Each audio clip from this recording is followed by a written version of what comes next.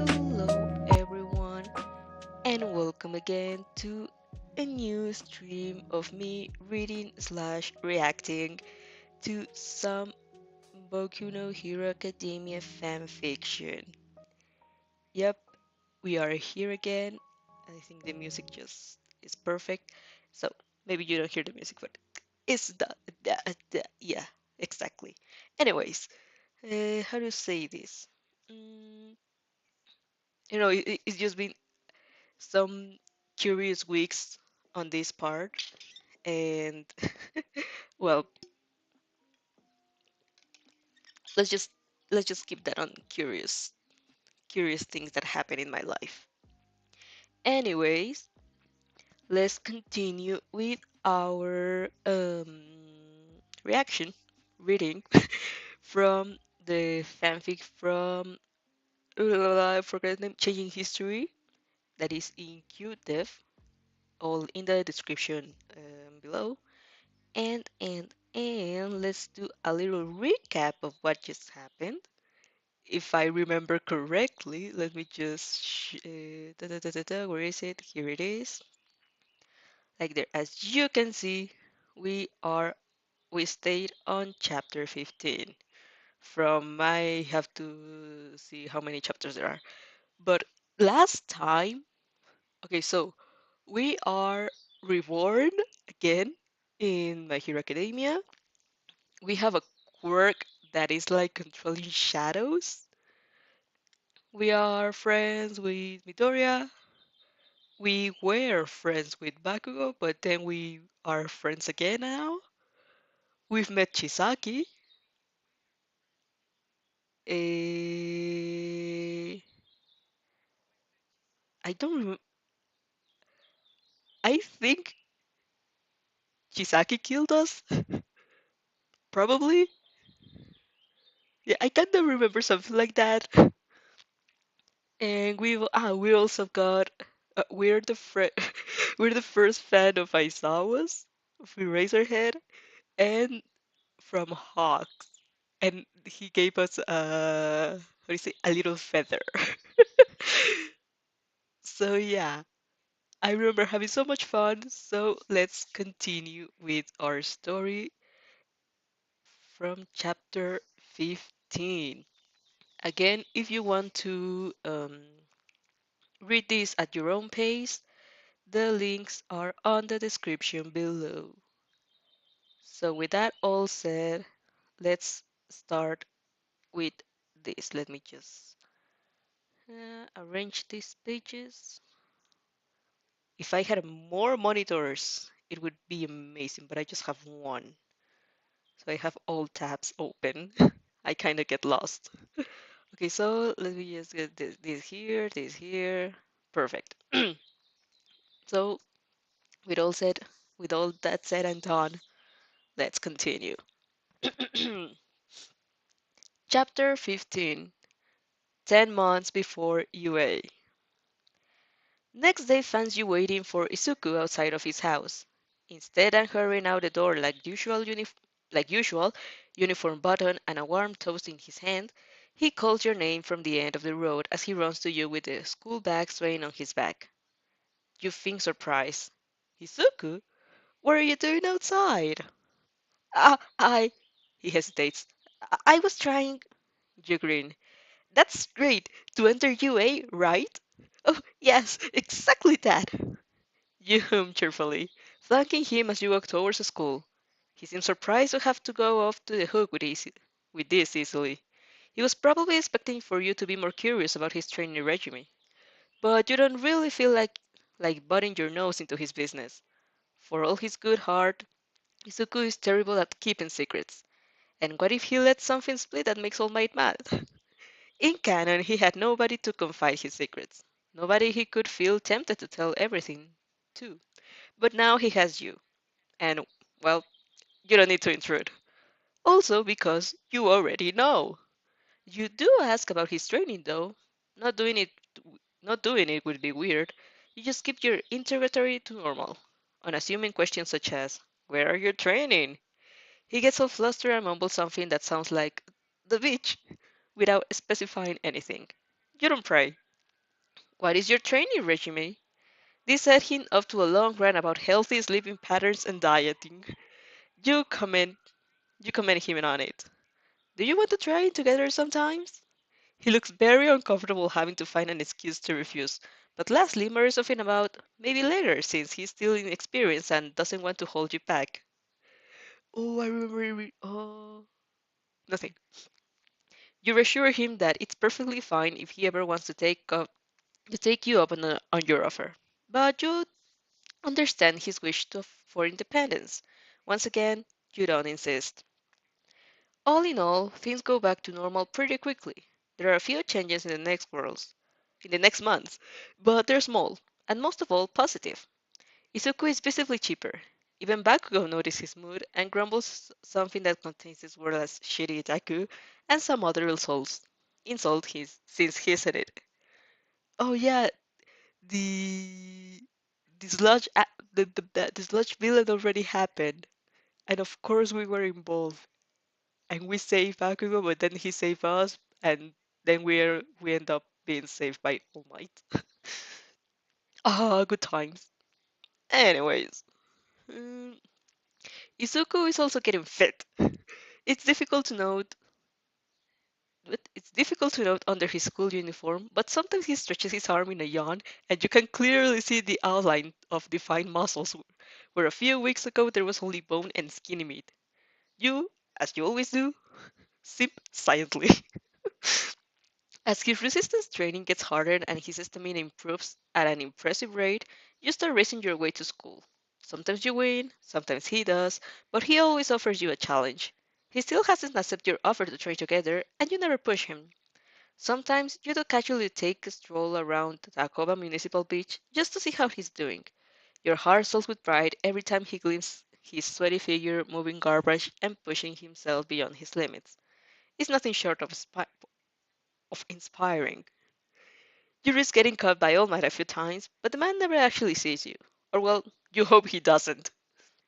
As, as the months as the months fly past you, your training regimen gets harder too. For as much as you're confident in your abilities, nervousness never leaves you, and you want to be 100% ready for anything UA can throw you. Although you technically know what they will throw you, namely giant robots.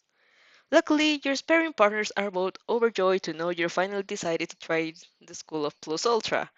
We met Kirishima, that's right! Kirishima Princess. Oh, and we're also friends with this. What is his name? Inasa. That's right, I forgot about that. Anyways, Kirishima praises your manliness, declaring that you will get for sure, while Inasa straight up picks you up and spins you around shouting about how you finally acknowledged your passion. Then, since he's holding you now and doesn't like letting you down, he decides that a good challenge would be to do his training regimen with you on his shoulder because of Plus Ultra. He gives you a rock Lee vibe for a second and you don't complain. Also because the visual from up there is not all that bad. His shoulders are very nice. His back too. And his chest too. And his legs too. Yeah, well, anyway, not like you were shamelessly simping. But you were talking about training. Yes, your training is coming along quite well with Kirishima and Inasa, who, by the way, has become much more protective since since the sludge accident. And then your solo training, and also the very much unexpected introduction of Bakugo Katsuki. Oh my god! You don't really know what you don't really know how that happened. One particular morning, like many others before, finds you jogging around your neighborhood, and, as it often happens, you live pretty close after all, you see Bakugo doing the same. Usually, you ignore each other. Sometimes you even change your way to prevent awkwardly bumping into him. This time, though, as you were wondering which reaction would be right after the recent developments, he flanked you with a roll of his brilliant eyes and scoffs. You're slow, extra. You gave him an impassive glance. Good morning to you, Bakugo-chan. His eyebrows have a near twitch, teeth gnashing with a jarring sound. Shadow bitch, he mutters under his breath. Rude boy, you reply. Extra. Meanie, fuck you. You have at least 10 returns of the tip of your tongue, and most of them are variations of maybe later, if you ask more nicely, or fuck me yourself, you coward. But for obvious reasons, you say none of them. Instead, another idea comes to mind that, for as much as it is absolutely out of this world, could potentially solve your problem. If Bakugo's weird behavior is just another meaningless oddity, he will refuse your offer and go away, leaving you free to continue your training. But if it's instead an olive branch of renewed friendship, it will both let him know you accept and also improve your stamina. Do you want to race, Bakugo-chan? It helps greatly that Bakugo is the most competitive person you've ever met. The moment the word race reaches his ears, he turns towards you with a smirk and cracks his knuckles. Then he's sprinting past you. Ha! He chuckles. You're slow, extra. As whoosh of breeze is the only warning he gets before you before you're running in front of him, unperturbed. You were saying? He grows accelerating again. You accelerate just the same so you can keep yourself in front of him. He grows harder and accelerates more. But you force your legs to move even faster, shooting him a look of defiance. He smirks. Challenge accepted. Oh my god! Friendship. Again. We're friends. So it is that Bakugo Katsuki becomes your third training partner. It's different than with Inasa or Kirishima. Bakugo refuses to change your quirk in a way that is not all that is not an all-out spar, since he's convinced that any other way would just be you holding him back. He also constantly mocks you instead of encouraging you. Not like you need someone to do that, but it's nicer than having Bakugo's ear blast your eardrums, and says you're pathetic every time you slightly winded, even when he's the exact same. You usually re- retaliate by gripping his shadow and making him stumble. You never admits it. You never admit it's you, although you both know it. When he turns with his murderous glare, you just whistle innocently and comment something like, "What is it, Bakugo-chan? Are you tired, perhaps?" It never fails to lead you to right into another sparring match. Ah, yes. On that note, you are absolutely incapable of winning against Bakugo. Not yet, at least. He's a natural fighter, furious, unrelenting, quick, and precise, while you have the same weakness that will drag Yajirosu down in the sport festival. You think too much. Maybe it's because you're keeping so many secrets that your mind is your most prized possession, or maybe because it's your first life, you didn't have a quirk, and it's still weird sometimes to think that it's a natural part of you. Point is, you don't rely on it so much. Usually, people have the opposite problem. They don't fall back on their quirk for everything and are immediately defeated the moment they meet someone like Eraserhead. But every time you use your quirk, there is always a nagging awareness at the back of your mind that it won't work. It can gain you some precious time, but sooner or later it will meet an obstacle it cannot face and you will have to think your way around. That's how it always been. And well, now you're being unfair. How could you pretend to defeat Gigantomachia or Overhaul? Your quirk has nothing to do with your loss. Those were simply fights out of your league. But still, even then, you're always confident in your quick thinking. You are convinced. Oh my gosh. You're convinced you could be a good strategist. Maybe having to do with the shadows makes you automatically the Nara, the Narashikamaru of the group. But you would be perfectly at ease planning your way around of dangerous predicaments. Using your quirk as though it were an extension of your arm instead, something as natural as breath, that doesn't come as easy. Who can blame you though? Your shadow, the personification of your quirk, hates you and wants to run away, leaving you behind. How can you feel at ease with such a risk always looming behind you? You trust your mind more than your quirk. And Bakugo, whose blows are pure battle instinct and absolute concentration, is making you pay very dearly for that. There is no time to think with him, only act. After getting smacked to the ground an embarrassing and painful number of times, you realize you have to change your ways. Turning off your mind is not easy at all. Every time you face him, it's whirling an overdrive to come up with a strategy after strategy. But they simply don't work. It's not that they're bad, it's that Bakugo doesn't leave you the time to act on any of them. You either learn to think faster or just jump thinking and rely on your instincts. Bakugo is probably the best person to help you with that. He never holds back, and that pushes you beyond your limits too. Yay! With him, it's either keeping up or, well, getting Pablo onto the ground. He scolds one day after a particular harsh part in which you threw each other against trees so strong he dents the bark. He thrusts a bottle of water in your hands. You nod, too tired to talk, as you pound on your knees trying to catch up your breath. You're getting faintly less pathetic, he grunts. The compliment, if it can even call that, warms your heart with an accelerated feeling of satisfaction. If even Bakugo is recognizing your progress, it must truly be there. He would never say something positive if he doesn't think it. That's true. Thanks, Bakugo-chan. You give him a sincere smile. You're finally getting less rude too. He scolds fiercely and bucks on the head. Too exhausted to intercept the blow, you just bring your hands to the bruise and whine softly. Ow? Bakugo looks at you for a second. The sound you the sound you make is almost cute. He averts his eyes at he, as if you burned. As if he never thought that. Fuck, you're so annoying.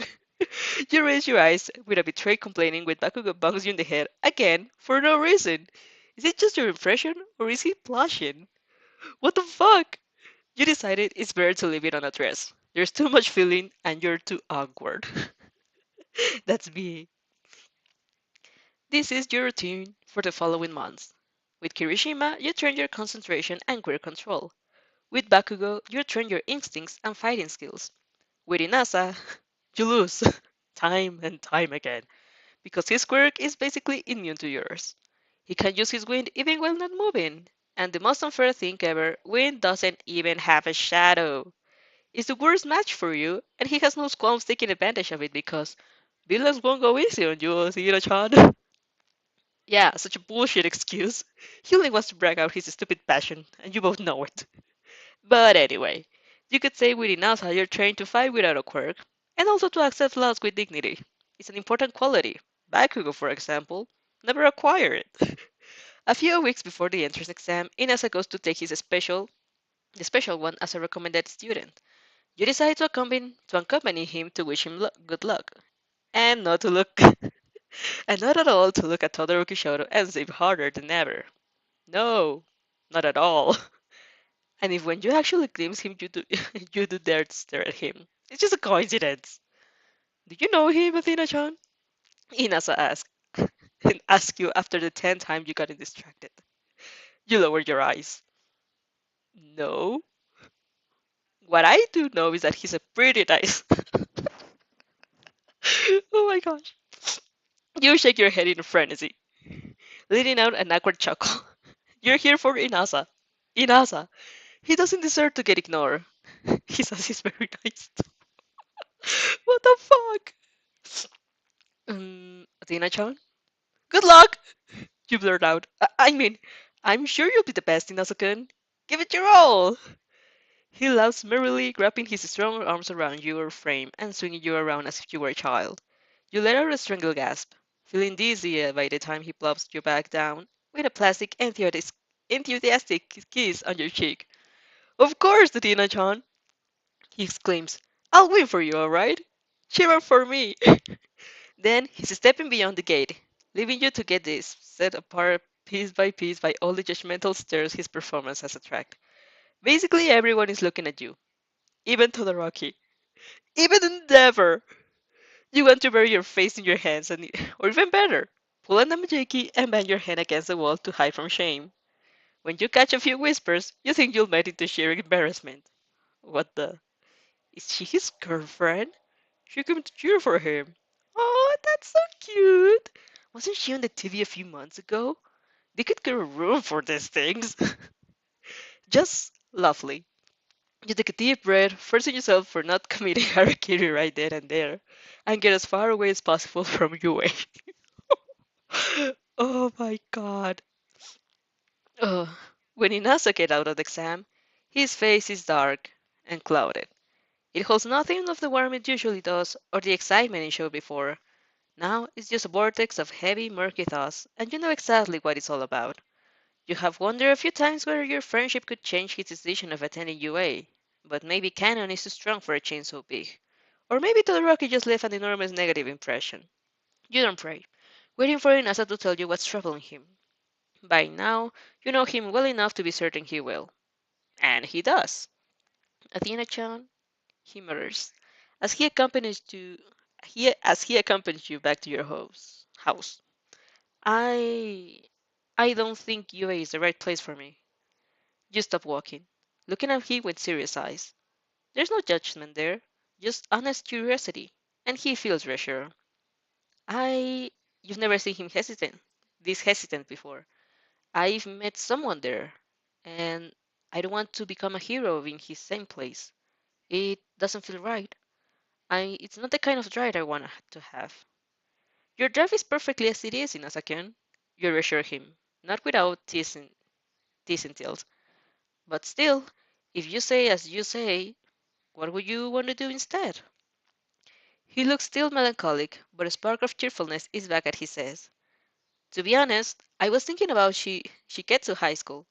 It's still one of the best, and not far from here. I feel like it's the right choice. I want to try it out at least. I see. You nod. That's why I wanted to ask you. He scratches his head with a sheepish grin. What do you say about going there together? I know it's a bit of a sudden, but it wouldn't change anything after all. We would still become great heroes together. Oh, your face must say it all, since his smile immediately falls. I guess it is a bit sudden, isn't it? Just a bit. You snorted quietly. I trust your judgment, Inasakun, but I want to give you a chance. I feel it's the right place for me. Inasa's voice is quietly as he replies. Is it because your other friends will be there? Oh no. You give him a curious glance, surprised by his dejected tone. He seems pretty excited about meeting Izuku and Kirishima and becoming passionate heroes all together until this morning. What changed? Maybe now that he knows he won't be there, he doesn't like the idea of you. Nah, that's ridiculous. Your simping is getting on your head. No, you shrug. It's because of me, not them. Taking a deep breath, you raise your eyes to the darkening sky. Sometimes I feel like I'm born for this. Joy will be my starting point to fulfill my goals, to become a hero, to be strong. Your eyes fall to Inasa with intensity that makes his breath hitch. To change history. Roll credits! There's the title. Inasa doesn't tell you at the time. He won't tell you until much later. But in that moment, the light of setting sun straining your figure as your eyes bore into his very soul, he realized you could do it. You would do it. and there was nothing he would rather to do than help you along. Ah, it's so cute. You. Hey, Zuko, how's it going with your training? Izuku. My training. Oh, yeah, my normal and queer class training. It's going great, but it's only thanks to all movement. It's only thanks to all the movements I make. Ah. Wow, you're fucking hopeless. I know, I'm sorry, but I know too little about Inas's character to confidently say that he would change his mind for you. On one hand, I'm like, he would. On the other, I'm like, it's not like they can never see each other again. They've never been in the same school, and they're still friends. That's a good thing to think about. Next one. I love this panel. Chapter 16. A hero for you. The morning of the exam, Izuku asked you to meet up before getting to UA. You would have done it either way, but there's a barely hidden nervousness in his eyes as he tells you to do as he tells you so that makes your hair stand up in the blah blah blah. You would have done so either way, but there's a barely hidden nervousness in his eyes as he tells you so that makes your hair stand up on end, and your watchful gaze easily perks him that he's fumbling more than usual. You have an idea about what he wants to say. Technically, you still think him quirkless. After waking up to Kirishima's and Inasa's encouraging messages, devoted to precious for this world, and suffering through your parents' supportive but still embarrassing prep talks, you get out with a healthy breakfast in your stomach, confidence in your heart, more or less, and Hulk's feather snugly tucked behind your ear. Yay! As you had agreed to meet Izuku on your way to the station, while you walk side by side, he keeps stealing glances at your profile as he gets looking down at your hands, as if not knowing how to begin. You decide to save him the hassle. Do you want to tell me something, Izuku? He jumps. Ah, yes. I mean, if you're free now. You give him you give him a pointing glass to your current situation as you get into the train. I would say I'm free. You say, slightly teasing as Isuku covers his face in shame. Yeah, Athena, for all these months, I was training to get in UA. I know, you not. I can't wait to get in with you. A blush creeps all the way his freckled cheeks, but he managed to continue his speech. Me too, because Athena, I. He looks you straight in the eyes. I will get in. I have no doubt. You smiled. Izuku answers your smile before looking down. But it's because for all these months I was training with someone. He helped me get in the shape for the exam, and Hi, Athena. I have a quirk now. You pretend to be shocked. By now, you deserve an Oscar for your acting skills. A quirk? What do you mean? I just wanted to tell you. He mumbles. Then his control slips and he does his usual rambling. You're my best friend, and it doesn't feel right to give me you things from you. Besides, you will find it out either way, since I'll have to use it to get in. Although I'm still not very sure about how to use it, but I don't want you to find out and think I didn't trust you enough to tell you because I do trust you, really. It's so good. You giggle, raising a hand to pat his curls. I know. I trust you too. You can tell me anything. I mean, almost anything. I don't think you're supposed to tell me about One for All. You won't tell me, right? I guess it wouldn't be so bad. Bakugo knows it in canon and it really doesn't change so much. But still, I have a quirk now. Suko repeats. It was given to me. Oh no. By the same person who trained you? You deduce. Yes, he nods. But I can't tell you who. Oh, thank God, I wouldn't know how to deal with it. I see. He seems to take your silence as a negative sign and immediately waves his hands to apologize. It's just because he asked me not to. I trust you, Athena. I want to tell you everything, but stop it. You snicker. This time, ruffling his skirts. Seriously, Izuku, there's no need to apologize. I'm just surprised. Actually, no, I am not. I only want you to be happy. You give him a giving grin, make him flush. This person who's training you are You are sure he's trustworthy, right? Definitely. Izuku nods. You hear him. Then I trust your judgment. I always know someone would notice your determination one day. And well, you aren't lying at all. Izuku lowers his eyes, mumbling something incoherent. Then his voice gets a little louder, and he said, "You already did." That's so cute. Your heart melts. You make to squeeze him in a hug, but as you step forward, he raises his gaze with a seriousness that makes you halt. Oh, all right. It's not one of those cutesy, lovely doopsy. It's not one of those cute, lovely, dovey slice of life scenes. It's one of those badass character development scenes. Athena, he says, I will become a hero. I know, you reply. I, you believe in me, don't you? He answers you, a smile on his lips. I know, you always done so. That's why you push, that's what pushed me forward today. No, forward every day. You would have done it either way, you say, and it's the truth. Itsuki would have never surrendered. But he shakes his head. You you were always there for me. You were always there when I needed you. That's what I wanted to say to you, more than to anyone else. Athena, his gaze is so intense to steal your breath away. I will become a hero. There are so many unsaid things to that promise. I will protect. I become a hero. Be I'll become a hero able to protect you. A hero able to save everyone. A hero worthy of you. A hero you'll be proud of. And you know he will. That's not enough right now. You wonder whether there even exists a way to convey that what you're feeling for him, how deeply you admire his strength and kindness, and how honored you are that you were able to be close to him in your new life. But maybe you already did. His eyes are telling you that he already knows. Between your walks together, your laughs, your games, your friendship, you managed to let him understand. So you can say you're surprised. Flustered and confused and elated, but not surprised. When he claps your hands in his and he says, and I will become a hero for you, alright? You part your lips, a sea of belonging held in your heart. Then the train comes to a screeching halt, makes you topple over him.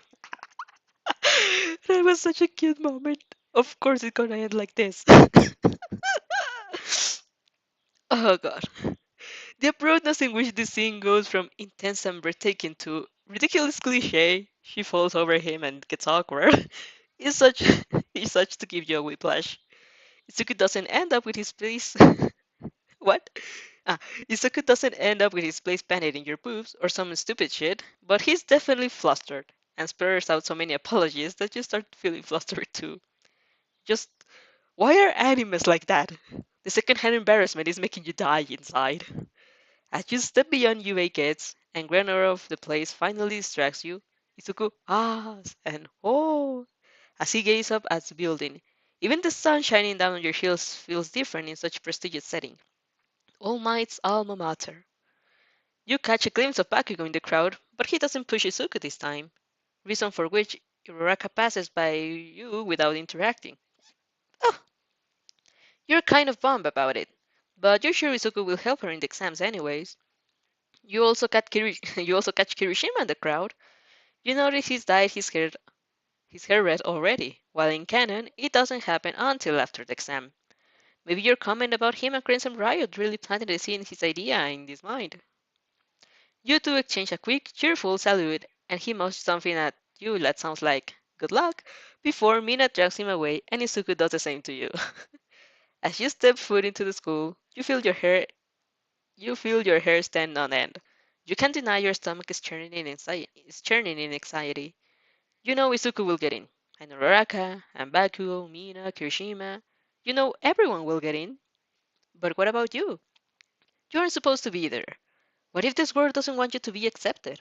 Maybe it let you fool around with canon until now because it knew that you would never be able to change much.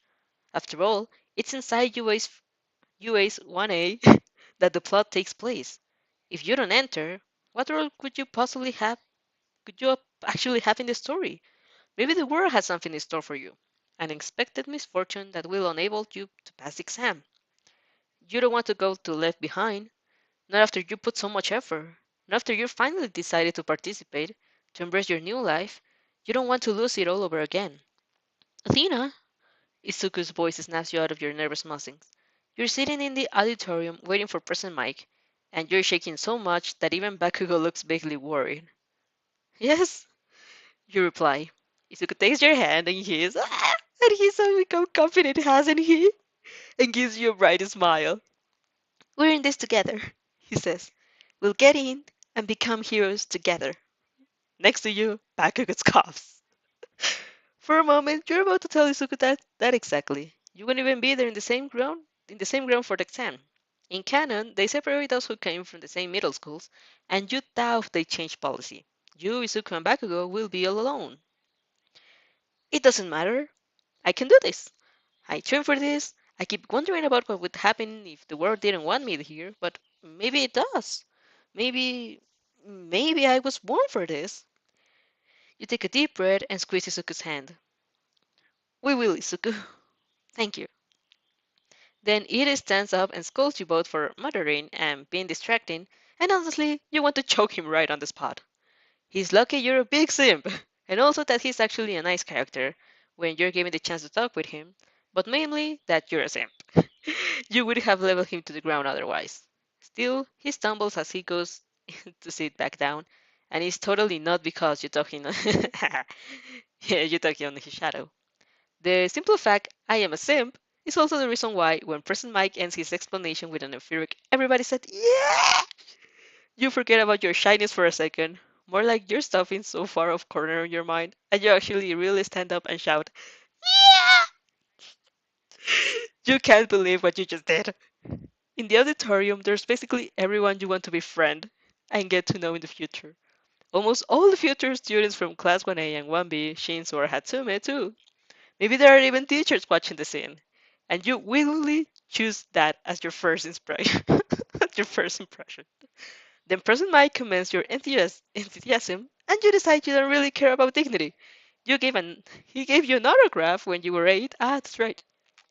He gave you an autograph when you were 8, so he has every right to take your life alone. On one hand, it's kind of a bummer. On the other one, it's not like you would have formed a squad anyway. It's an exam, and you want to pass it through your skills alone. If you can do it, it's simply not fated to be. But you can. You have to. You're ready. Your eyes stream around the crowd, analyzing everyone you lay upon. Some quirks are obvious from people's physical appearance, but they're rare. For most of the part, you have no idea what students are capable of. You catch the figure of Jiro, and you think of approaching her, but she seems to be concentrating. You don't want to bother her. What if you distract her and she doesn't pass? That's probably an exaggeration, but nonetheless, you decided to leave her alone. You're half-meaningly tugging on a few shadows, just to assure yourself that your power is working as perfectly as always, when your orbs land on one whose spiky hair shape is pretty familiar. Lo and behold, when you raise your gaze, you see they're exactly the color you're expecting.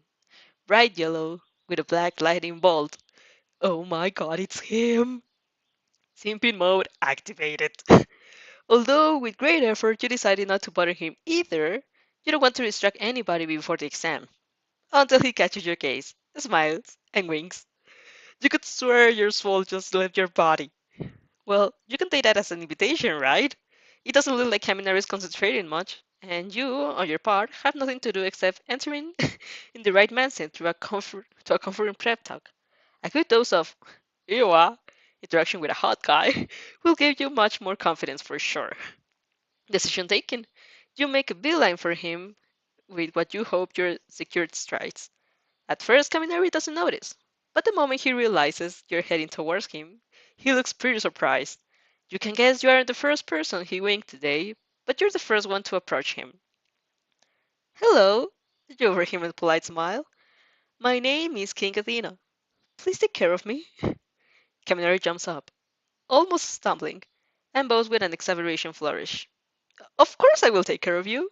He shoots you a good goofy finger finger guns, making you snort. Nice to meet you. I'm Kaminari Denki. If you look closely, he still seems out of his depth, as if he's waiting for you to change your mind and go away.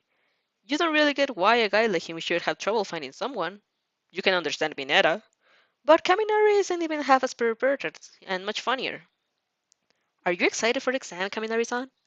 You ask, deciding as common social. Sorry, I think my audio just got. It's just not working anymore. Hold on. What's happening? Uh, or maybe it's my battery. What if it's my battery? Oh no. Hold on. No, it was not my battery. Well, it would be my battery. I have just 17%. Oh no! Okay, so I want. Yeah, sorry. Don't worry. Are you excited for exam, Kaminari-san? You ask, deciding as common social sense requires to start the conversation with something you have in common. Oh no, another thing. Oh no, hold on. Sorry about all this. Not planned at all. Worries. Let me just get here. Get this one here. I think you're not seeing anything, but hold it. Hold on. Hold on. Where is it? Where is it? Where is it? I cannot find it. Oh no. Oh no. Okay, maybe just this one here, and this one here, and yeah. Yeah. Yeah. Problems about just having one screen. Anyways, are you excited for exam, Kaminari-san? You ask, deciding as common social sense required to start the conversation with something you have in common. Of course! Kaminari grins, flexing his biceps. I can't wait! I'm going to enter for sure. I don't doubt it. You look very strong. He starstruck at your response, eyes widening and cheeks turning red. He gives you two dorky thumbs up as you, and you giggle.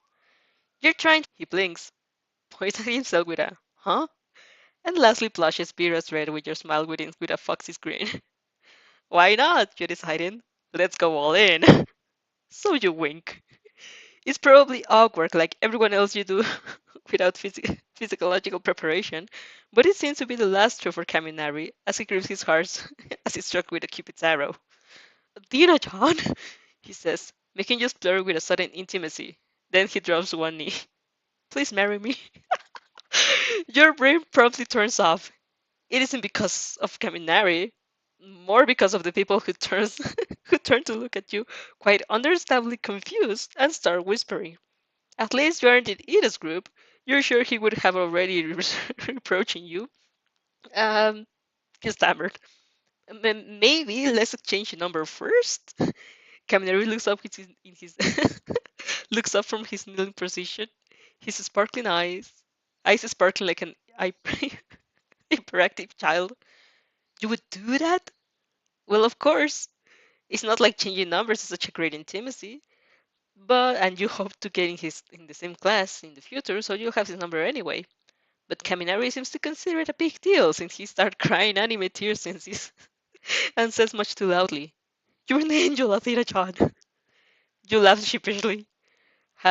What have gotten yourself into?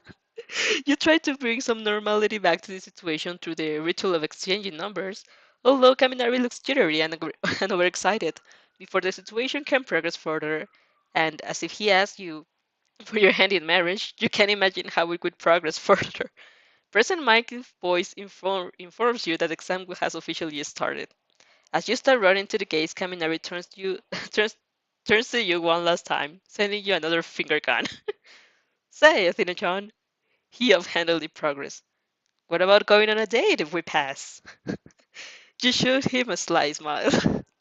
That's fine by me, Kaminari-san. I'll hold you into that. He's once again so surprised by your reaction that he promptly trips and falls to the ground. You snort. As you keep running beyond the gates, Kaminari may be cute, but the exam has started and it's all out on war now. The boy takes precious infinite seconds to stare at you retracting back as you go straining forward like a force of nature. He sighs dreamily.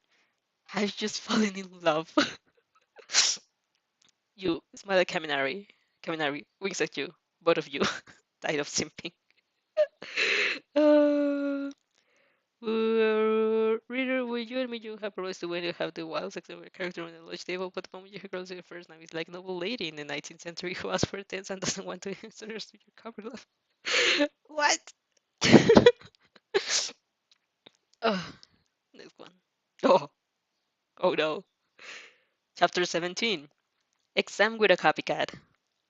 The exam is difficult, but maybe it's just that you were a bundle of nerves before, and maybe it's because you knew in advance what you would have to fight. But you get used to it pretty quickly. It's a monotonous exam. Find the robot, lock eyes on his shadows, throw him in against the closest building so hard his limbs fall off. In alternative, squeeze it until it gets crushed, or maybe make it crash headfirst into a wall. Is it exhausting? Yes. But honestly, fighting Bakugo is much worse. It is unpredictability that scares you. Robots, instead, are absolutely predictable. Your mind has so much time to devise a strategy while they go through their emotions that you oftentimes get distracted wondering what you'll have what you'll have at dinner.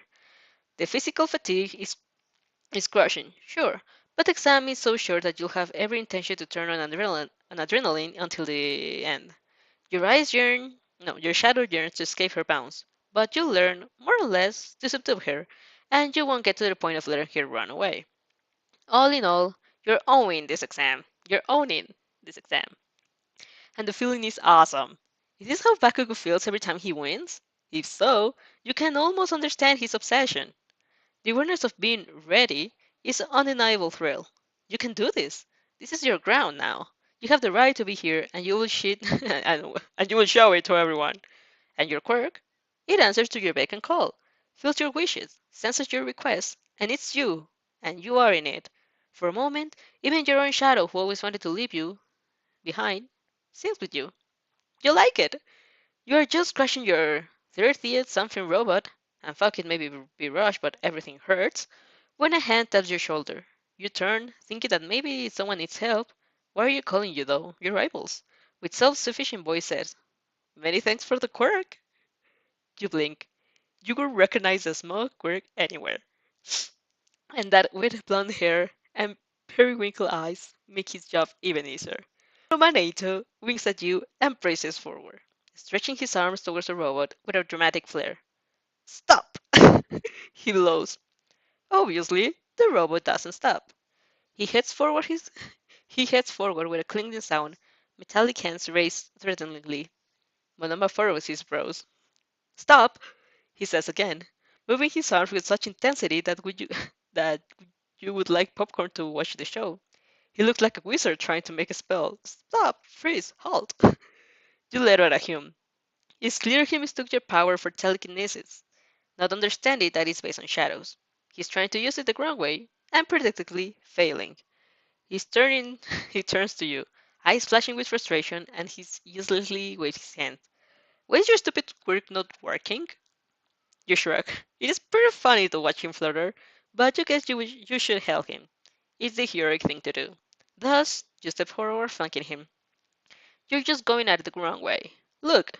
Gripping Monoma's arm, you change its direction, so that it's pointing at the approaching robot's shadow. You have to squeeze its shadow to stop it. It knows the body. See? Like this.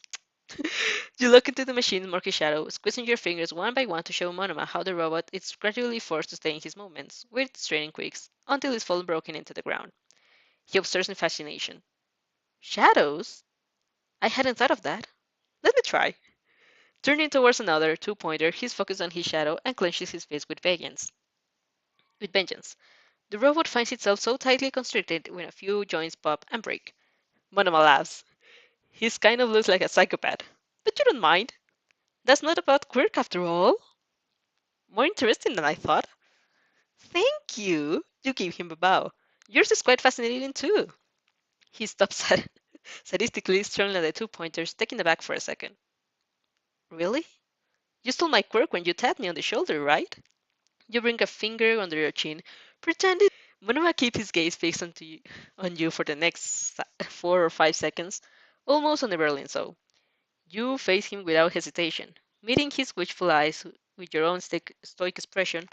Only the slight still in your lips let him guess that you're feeling quite amused. Thank you, he replies, although it seems like there are many things he would rather say. I'm monomanato. Gingadina. You bow with a perfect 30-degree angle, taking advantage of the moment you slam to slam another three pointers against a nearby wall. Nice to meet you, Monoma-san. Please take care of me. He flushes for a split second. Then his lips twist with a lovely grin and he turns in another way with a teasing fob. You're so formal.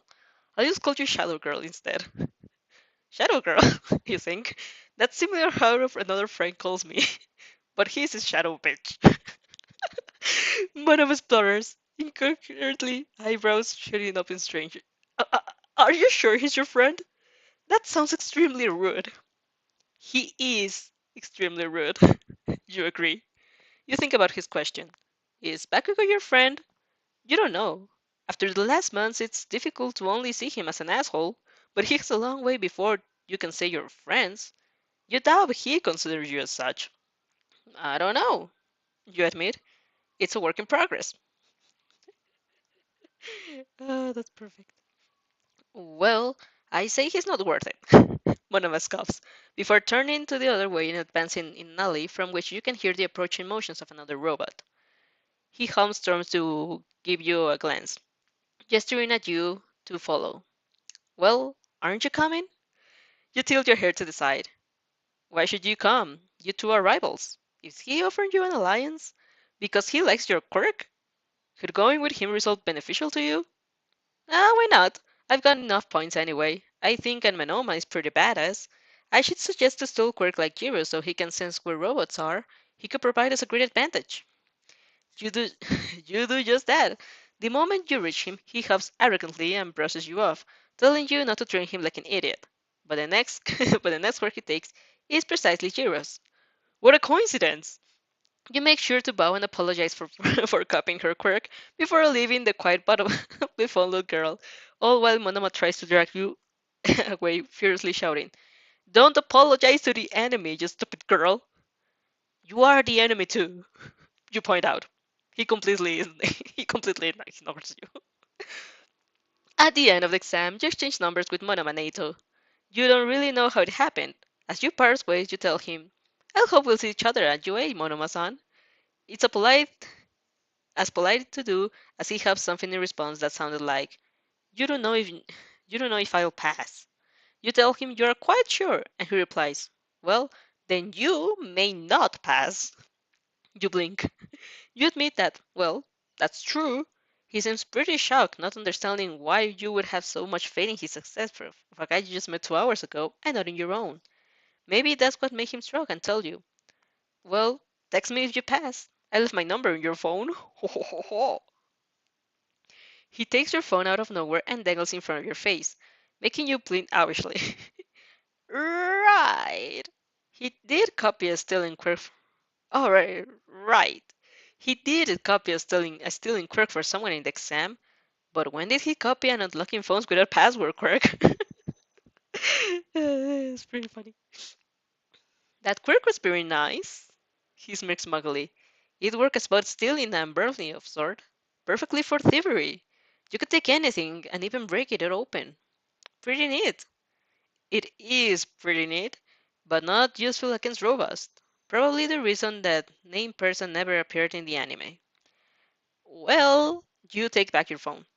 Disregarding for a second the fact that what you did is an immersive violation of privacy, Monoma rolls his eyes, although his cheeks look pink. I will be happy to text you my results, Monoma-san. You doubt he actually did anything. Monoma doesn't strike you as the type to go through your messages. He probably went behind your back for a mix of desire to look cool, quite endearing, and his inferiority complex made him insecure. So endearing. All right, Shadow Girl. He draws off the nickname with a teasing fashion, waving casually his hand. Then, I also accept your friendship offer. You continue. He chokes. What? Your friendship offer? Is what exactly changing number is. You want to be friends, right? We didn't we didn't exchange numbers. I just You gave him a passive-aggressive close-eye smile. I'm assuming you also stole mine, since you were at it. Am I right? Munoma turns the way and grumbles something in such in such a petulant fashion that you want to snort. I take it that I'm I take it that I'm right, thus. Still, it doesn't mean that I would be very happy to be your friend, Monoma-san. His angry protest dies out of the sentence. He looks at you, maybe to find the right words, but it's a big mistake. His face turns as red as he meets your smile, which has much softened from its previous passive aggressiveness.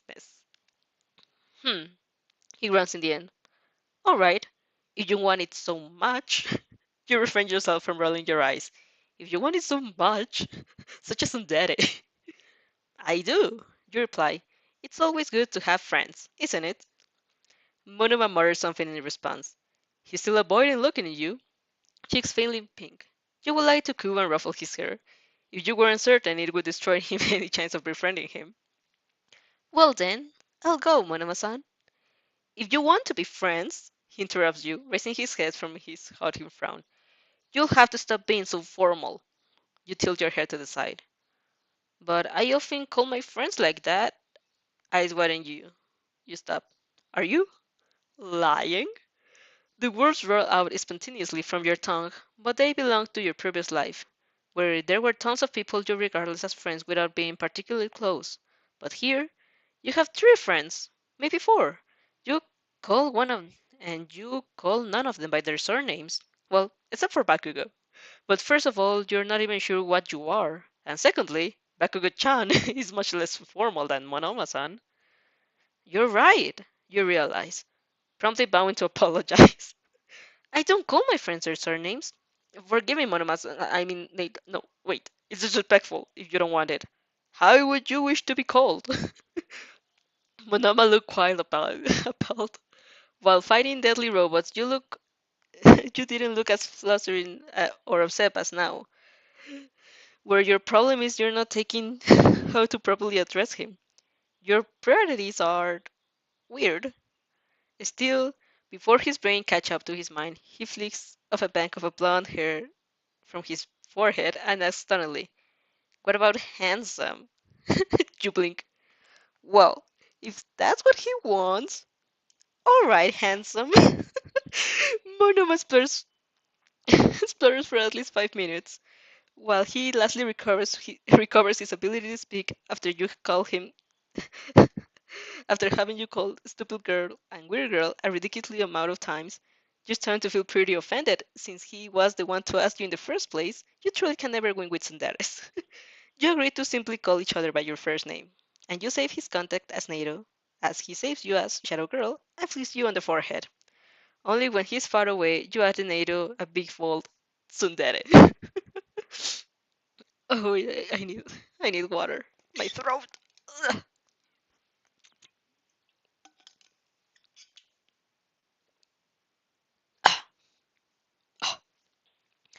Izuku is still sleeping half an hour later. Recovery Girl softly suggests to you to go home. He's fine, dear. He just has to rest. At least 3 times, but every time you thank her for worrying, reassure her that you're free and explain that Izuku is your friend and you want to be there when he awakes, she shazily keeps muttering about young love. You have to admit that she may have a point. After another half an hour, Izuku spends peacefully sleeping in the infirmary bed. You started feeling a little bored. You already gotten recovered girl's autograph while you were waiting, and your wave is probably empty at this time of year, so it's not like you risk running into anyone. Thus, you get out and take a stroll into the corridors. The anime doesn't do its justice of the side of the building. It's humongous. You remember there is a ridiculous amount of classes. The hero course, the general department, the support course, the business course. Who knows whether healers trained here too? You never talk much about it. You're just deciding to go back before you're hopelessly lost when a faint voice catches your attention. At first, you think you turn the other way as not to intrude, but the voice sounds familiar. Female, and younger than a teacher. You widen your eyes. It's Uraraka! This must be the scene where he has present mind to give Izuku her points. You feel a swell of affection for the selfless girl. She's so cute. Would she let you smooch her cheeks? Probably not. That would be strictly disrespectful, not to mention weird. Um, is everything fine? You snap at your muffins, looking up with startled eyes to meet those to meet the though to meet the though one likes your girl you were thinking about.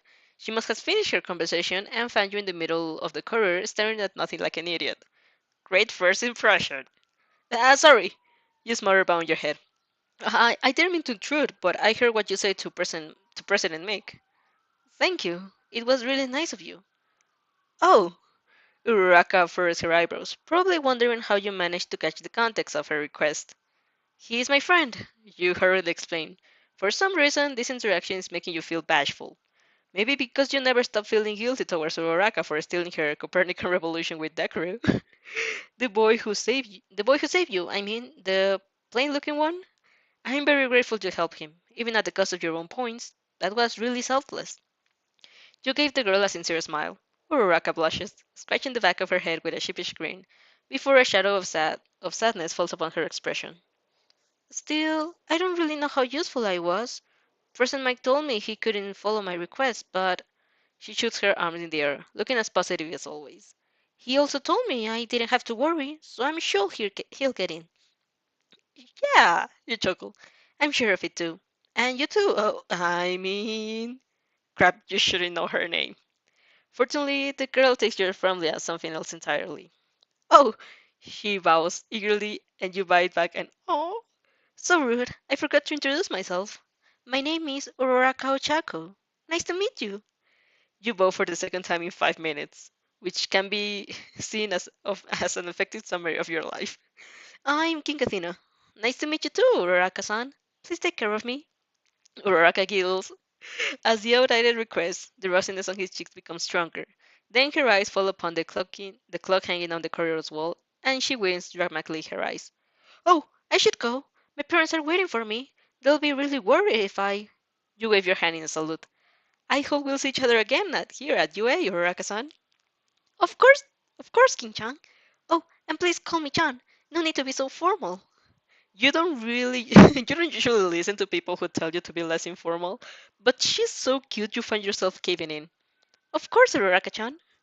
Only when she's far away in the corridor, the pattering of her feet trailing off as a muffled sound, you realize you didn't ask for her number. Surely it would have been pretty sudden, but you could have pulled it off if you managed to get over your awkwardness. Damn it. You'll remember next time. A few hours prior. After having observed the occurring of the explosion sections, it wasn't actually called that, but the protagonist had been an explosive boy who came out on the top, and the madman who broke all his limbs defending the zero-pointed section, that had been pretty surprising to watch. The UA staff comes to observing another group of their hopeful future students. On the screen, a blonde boy identified as a copycat approaches a girl who seems to possess some kind of telekinesis and proceeds to misuse her quirk. The teacher's eyes almost burst out of their sockets as the girl's unexpected reaction. Anyone would get mad at someone trying to pass the exam by stealing their quirk. The young miss, instead, is she helping another candidate steal her power? Ectoplasm bewildered voice rings out in the room. It would appear so. Nezu replies, looking entertained by the unexpected turn of events. She must be quite a selfless girl. For sure, All Might laughs. He knows the girl. She's his successor best friend. Young Midoriya talks often about her, the one person who always believed he could become a hero, in spite of being quirkless. The source of his determination. His tales, in the in the rare breaks of his training, made All Might feel admiration for the girl's loyalty and kindness, and also made him realize his successor has the biggest crush ever. That's not the talk he's ready to give. His mother Inko would be a better option. That's very cool, yeah! Person Mike jumps up, pointing at the recording. She's the little listener who answered me in the auditorium. She must be full of passion. Actually, she reminds me of. His mouth drops open in a sudden, and a defeated screech. Shota! Isn't that your first fan? I don't know what you're talking about. Aizawa, who was of course the first one to recognize the girl, tries to shut him up before the situation can escalate. But it's too late. Midnight stands up with an excited smile and claps her hands. Oh my god, she is! She squeals. That's your little first fan! Oh, show that you inspired her to become a hero! I didn't inspire her to be anything. Aizawa replies, sounding very much disgruntled. She probably wanted to become a hero ages before meeting me. Nonsense! President Mike shouts, crossing his arm into an X. I'm sure your passion, I'm sure your passion that motivates her. Choose this path. Oh, this is so touching, Shota. Midnight points at the recording with an furious shriek of, look, she's fighting together with that boy from before. She's so skilled. Aren't you proud of your baby, Shota? Aizawa swears in the vein of, swears a vein of his forehead just popped. She's not my baby. Oh, don't be like that, Shota. She's basically your adopted daughter. Definitely not. I'm sure she's going to pass with flying colors, and she'll be in your class, right, Principal? Oh, oh my gosh. All head turns to stare at Nezu, who has until now followed the exchange with an amused flicker on his little nose. Well, he ponders, she'll have to pass the exam, of course. But if she does, his eyes close with a small smile that does nothing to hide a sadistic flame flashing through them. I'm sure I can arrange for her to be in Eraser's head class. They're connected after all, aren't they? I saw him slam his head on the table. He should have just kept his sleeping. He knew it. Sitting next to him, All Might can't help but wonder what kind of relationship Eraser had with his successor's best friend. He wasn't expecting her to know pro heroes. She looked normal enough, although Midoriya did mention her autograph collection was ridiculously big. Wait! After a few seconds, with an only background noise of their recordings and midnight giggles, Vlad King's voice attracts her attention. Isn't that the feather she was the feather she has with her? Isn't it familiar? Huh? Midnight leans over and immediately flying into her mouth as she gasps. You're right! I could swear it's one of Huck's feathers. Huck's? The name makes everyone snaps to attention. It's not every day that a number 3 hero gets involved in their conversation, especially regarding a young student to be. It can't be. His nice face is covered, but he looks dumbfounded. How could she how could a normal girl get a hold of it? Simple. Nezu smiles, the gleam in his eyes intensifying. He must have given to her. Oh my gosh. That's even more impossible, Simeton tries to say, but the small animal interrupts him before he can.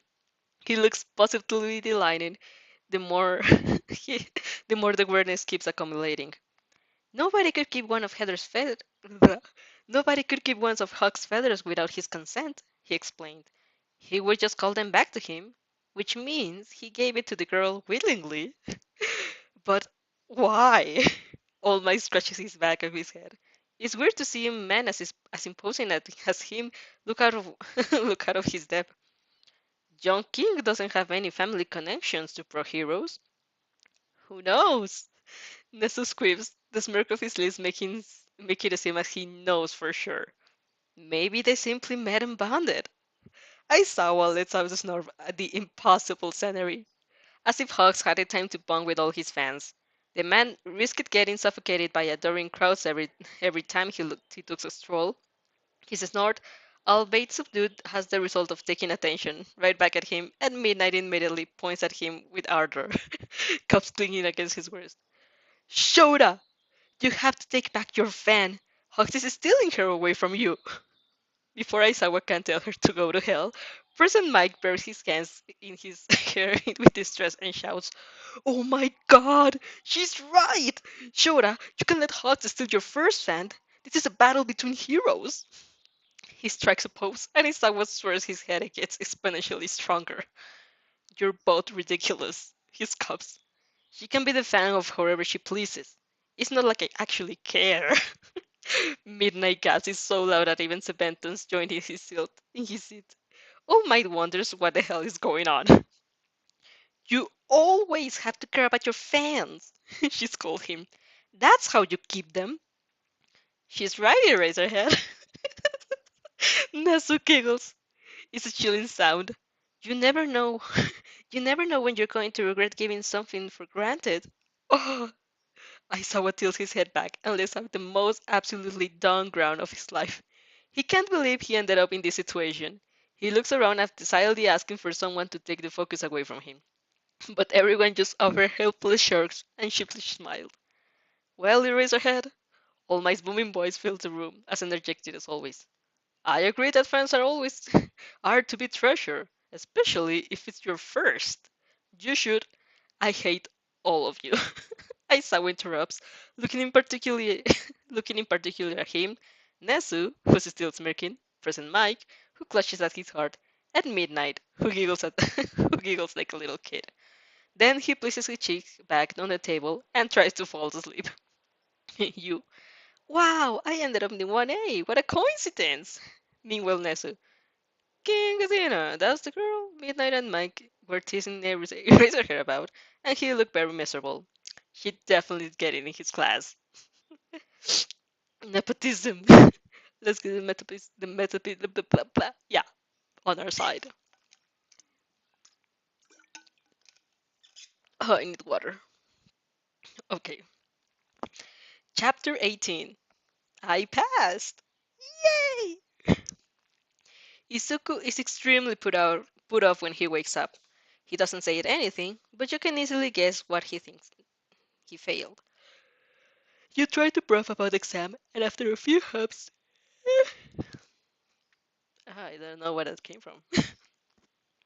And after a few hums, sorrowful sighs, and incomprehensible murmurs, he admits, I don't think I passed. I see. No, you don't, darling. You not. Why? Well, I. He doesn't have the courage to look at you, as if he thinks you'll be disappointed. You had always believed in him. All Might had believed in him. And he threw it all away. He threw away his shot. I didn't get any points. He lastly mumbles. Hmm, you muse. How do you know it? Well, I didn't destroy any robots, so it's not possible You pat his curls, so soft, and give him a smile. Don't worry, Izuku. Oh my gosh, why am I so sleepy? It's noon. Don't worry, Izuku. I thought they only watch how you fight. Don't you remember what I always told you? What's the most important thing for a hero? Protecting. The answer comes to him as naturally as breath. Exactly, you grin. And you protect it with all your strength. You will become a hero, Izuku. He doesn't answer at the time, but he looks calmer, and you take that small chink as you head back. Lastly, the day comes. You receive your letter from UA. You are almost sure you got in. Based on the fact that you know Baku will be first with 77 points, you probably got around 40 something points on your combat, and you guess, you hope, that working with Monoma and helping with with that first robot gave you some rescue points, or collaboration points, where they have it's fine by you.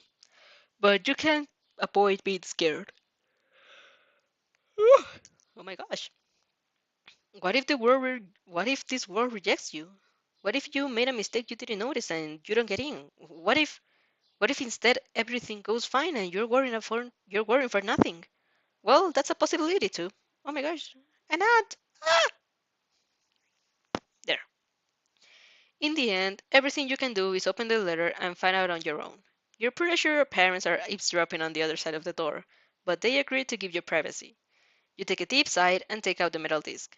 Gas, gapping at the person materializing in front of you.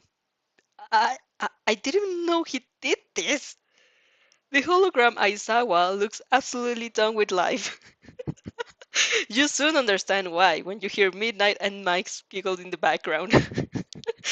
Hello, Aizawa monotonously says, blinking his sunken eyes. I'm here to tell you that I'm here to tell you that with all total of 42 billion points and 34 rescue points, you enter UA. He turns an annoyed look with his right, hissing. Can I go now? No, you hear Present Mike whisper in response. You have to congratulate her. Aizawa turns to you again and says in the most unenthusiastic voice ever, Congratulations.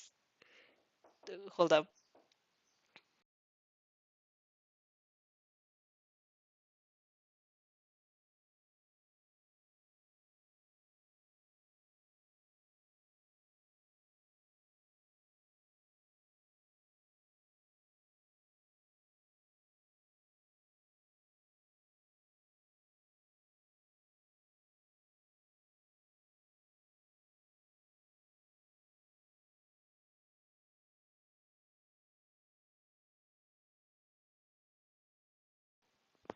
Yeah, sorry. My family. Okay, where was I? Hold on, let me just get this again here and let this. What is happening with my voice? There we go. Yeah, congratulations. Then he glares at his right once again. You're so cold, Shota. Midnight voice, voice cheats him. Tell her that you're proud of her and that you hope to have her in your class and teach her everything about being a hero. And no, Haisao interrupts him with a screw skull. But she's your first fan. I said no. Then the registration gets interrupted. You're so put off and confused by what you saw. A, a weird mix of excitement because they remembered you and embarrassment because they remembered you. That you almost forgot the point of the recording. You passed. And holy shit, 76 points? Are you just 1 point under Bakugo? Holy fuck. Or maybe Bakugo did better too. You can't know after all. Still, you're in. You're in. You let your parents enter and celebrate together. They were eavesdropping, although they don't admit it. You spend the rest of the evening relaxing with them, but you don't forget to text your results to 6 particular boys. Oh, I knew it, Athena-chan. I knew you would pass. You had too much passion to not be accepted. Thank you, Inazaka. You passed splendidly too, didn't you? With much passion. I didn't doubt it. It'll be hard not to be in your class, Athena-chan, but we'll both become stronger. Yeah, stronger. And then we'll join together, and we'll be able to protect you. Of course, Inazaka. I will too. I hope your classmates appreciate your passion. If they don't, they have no taste. We're right there. They will, and yours too. If you don't find yourself at UA, you can always come to Shiketsu. I'll keep it in mind. And when we meet again, what about parents to see our progress? Oh, sorry, Nasaka, the connection is very weak. I have to go. You can't expect the cash, you're Nathaniel John. Watch me. You passed. You passed, didn't you? Athena, wait, how did you know? Haven't I always known? You're amazing, Athena, can I say that? Oh, Izuku, you'll make me blush. Wait, you passed too, right? I did, and you'll never guess what, Izuku. Aizawa was there on the hologram to say I was accepted. Oh, Eraserhead? That's cool. Mine was All Might. That's very cool too. You fine boy, didn't you? Well, maybe a bit. Ah, don't worry, no judgment here. Alright, maybe a lot. That's better. Bakugo-chan, good afternoon. It is with great pleasure I'll inform you. I inform you I'll have to bury you in the next year too. Very funny extra. I know. Who cares about you? I saw the classification. You stayed beneath me, as always. That sounds really dirty, Bakugo-chan. What the fuck did you think? You're blushing now, aren't you? Of course not. Lying is a sin, Bakugo-chan. Fuck you. That's amazing. Hey, Jiro, I passed. Oh my god, Athena, me too. I can't believe we're going to be in the same class. And at UA. I know, right? It's so exciting. Oh, I saw the classification. You were second. That's like really manly. Thanks, Eijiro. It was also thanks to your training. Oh, me too. I improve a lot training with you. Well, we'll need plenty more training to become full-fledged heroes. What do you say about it? Of course, that's so manly. I'll be honored to train with you. You giggled. So dorky. Good afternoon, Natu. How do you do? Like I promised you, I'll tell you my results of the exam. Well, spit it out, Shadow Girl. I passed. Figures. You were all, I don't think I'll pass. I don't know if I can do this. You were just fishing you for compliments, weren't you? Not really. I wasn't insecure in my abilities. Just scared something would go wrong. And why should it have gone wrong? I don't know. It happens sometimes. You're such a stupid girl. What class will you be anyway? 1A.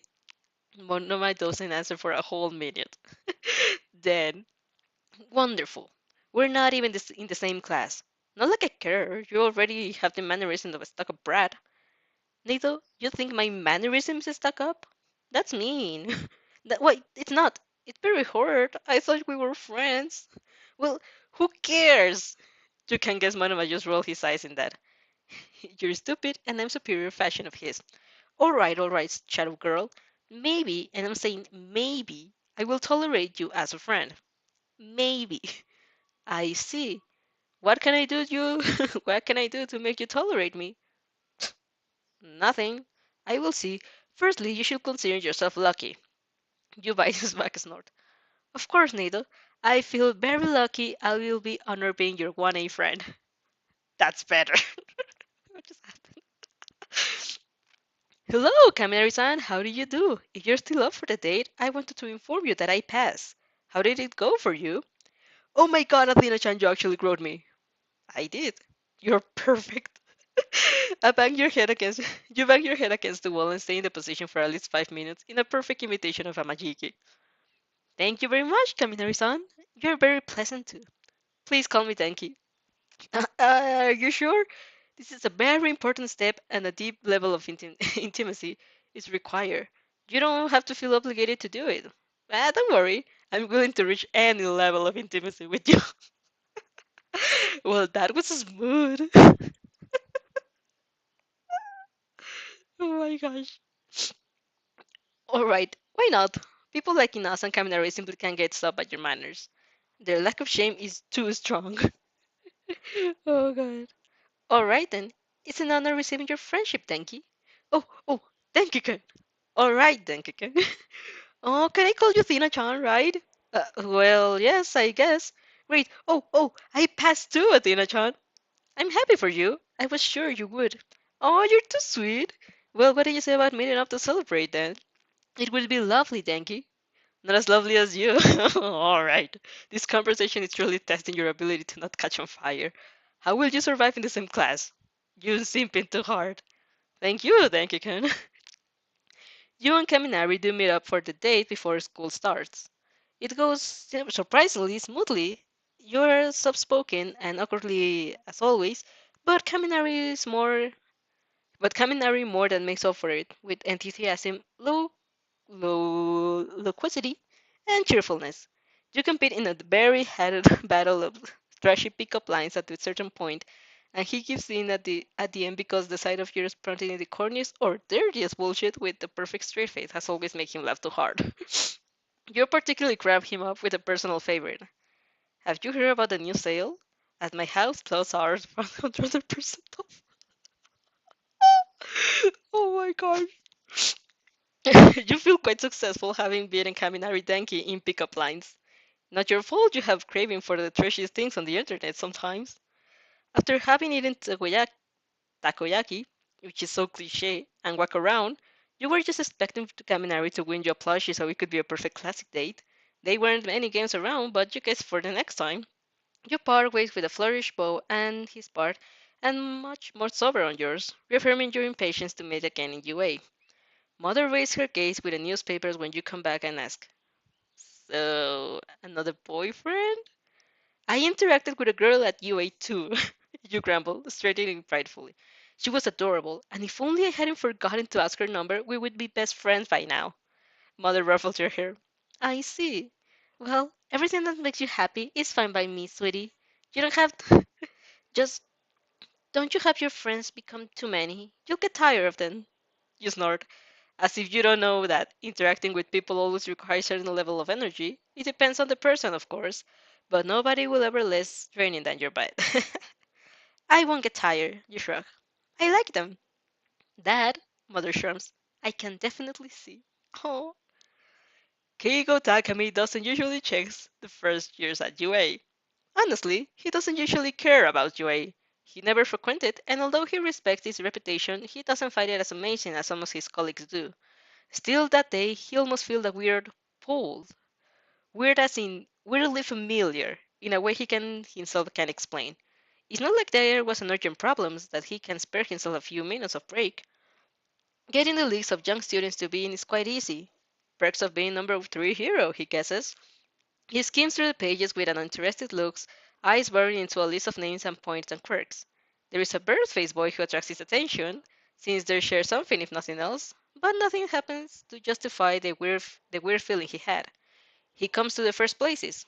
On top came the boy and the blonde boy whose snarly face inspires as much as safety as a roaring fire. Not really hero-like. On the second place, instead, yellow eyes widen, his fingers tighten, crumpling the paper.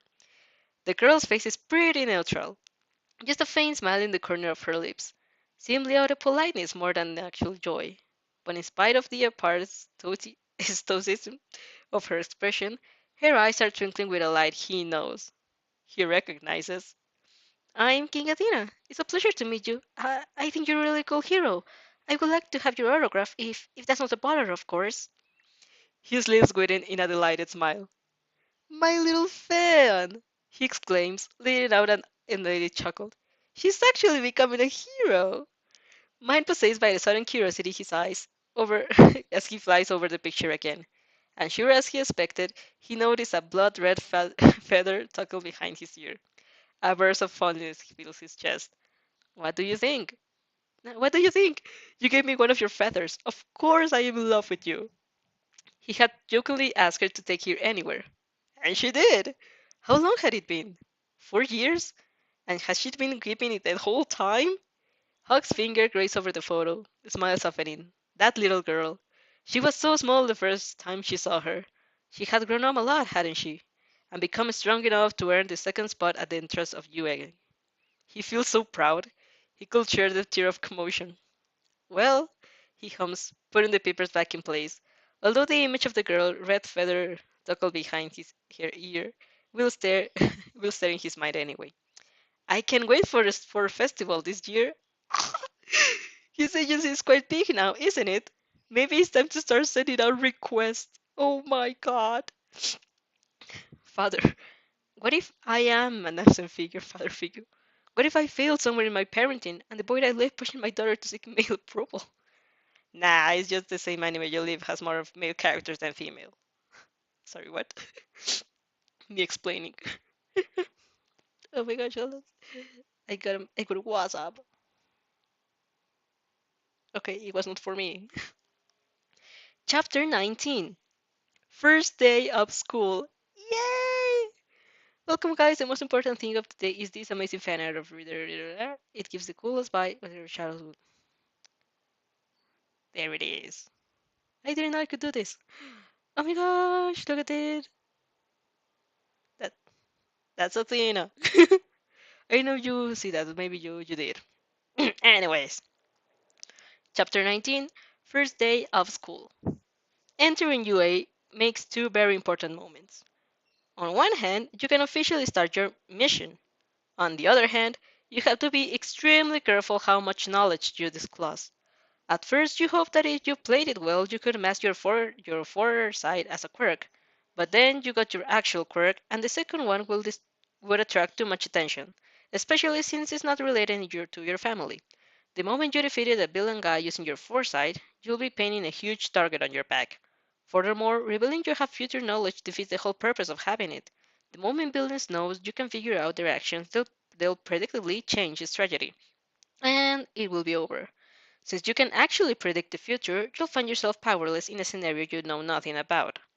But even disregarding the risk, even pretending that maybe villains will never find out and your second quirk will stay a secret, your friends will ask the questions too sooner or later. How does your quirk actually work? How could you sum it up to random visions you can control? But wouldn't it be suspicious that they would regard the same people? Pretty strange, since they're supposed to be random. Even if it wasn't enough, you have to remember that one day in canon will end.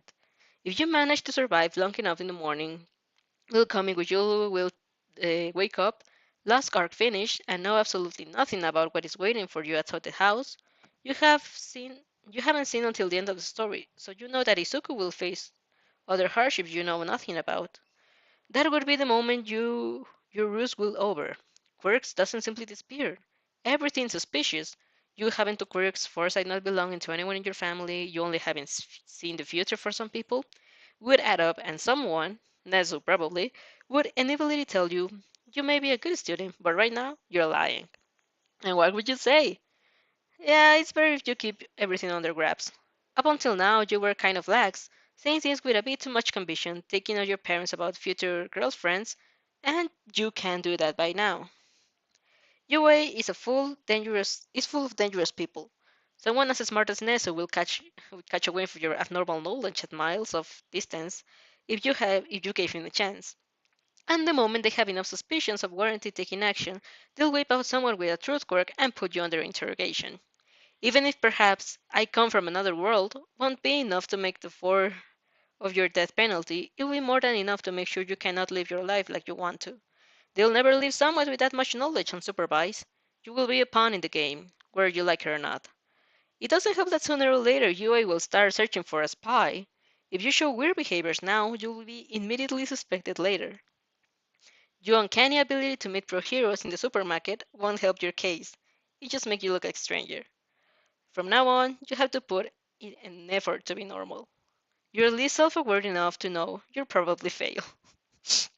Oh my gosh, there's so much to think about. I couldn't do it. Izuku is trembling with excitement as he gazes up at UA. He turns a dazzling smile towards you, and you answer with a smile of your own, squeezing his hands when he stretches up towards you. You only leave his comfort when you are in front of UA closed door. It would be a bit weird entering hand in hand.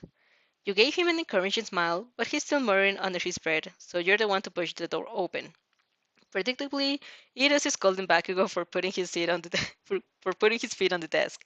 Just as predictably, he raises his gaze when you and Izuku step in, and immediately makes a beeline for him, followed by Uraraka's beaming face.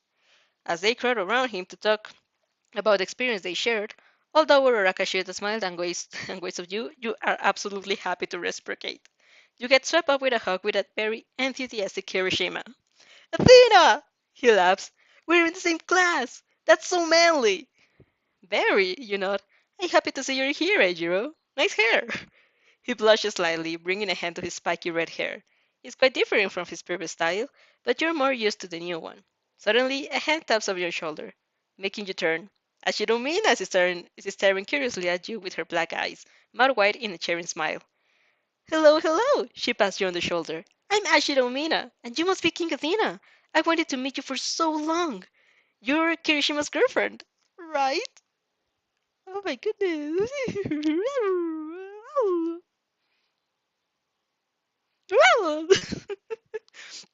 Oh, sorry, I lost myself. Bakugo's eyes dart to you so fast that he probably get a whiplash.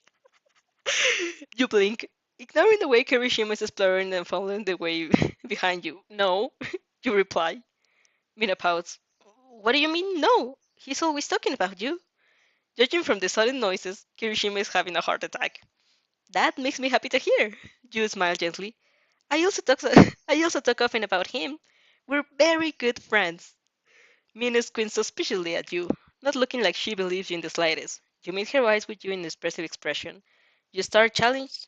Your staring challenge lasts at least 10 seconds until Bakugo's crude voice interrupts you. Ah, as if that stupid extra could have a relationship. You turn towards him, bowing. Good morning, Bakugo-chan. You're as kind as always. Fuck you. Mina sizing his confusion. Wait, is he your boyfriend then? No, Bakugo snarls. Definitely not. You not. Athena-chan is my girlfriend. A cherry voice rings out, an arm wrapping around his shoulder. Right, Athena-chan? Oh my gosh, what is happening?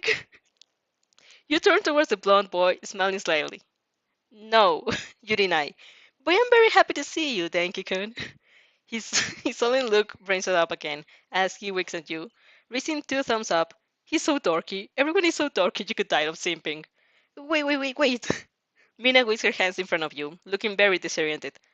So, who is your boyfriend then? You're about to say that he doesn't exist when Uraka's voice mumbling from behind. Oh, well, I thought he was. Oh my gosh. I thought he was Sid. Everyone turns towards her and then promptly towards Izuku, since he's the boy she's pointed at. Izuku becomes so red his freckles disappear. I didn't want to assume, Raka says, blushing herself. It's just King Chang seemed very. It looked like they had a very petty bond. I mean, sorry if I. No problem at all, Uraraka-chan. You pat her head, finding her absolutely adorable. I do have a very bond with Izuku. He's my best friend. I would love to be friends with you too, if that's fine by. Of course! Uraraka grins brightly. You seem like a very nice girl, King-chan. You too, Uraraka-chan? Oh! Ida suddenly interrupts, slipping between you in a mechanical hands motion. He promptly bows stiff as you on board. I owe you an apology too, King-chan. King. Oh my gosh, that was the worst. That was the worst surname I could have. Guys, we said that his last name was King. King Khan. Oh my god, that's so amazing. Uh, I owe you an apology too, King. I'm just going to say the Khan.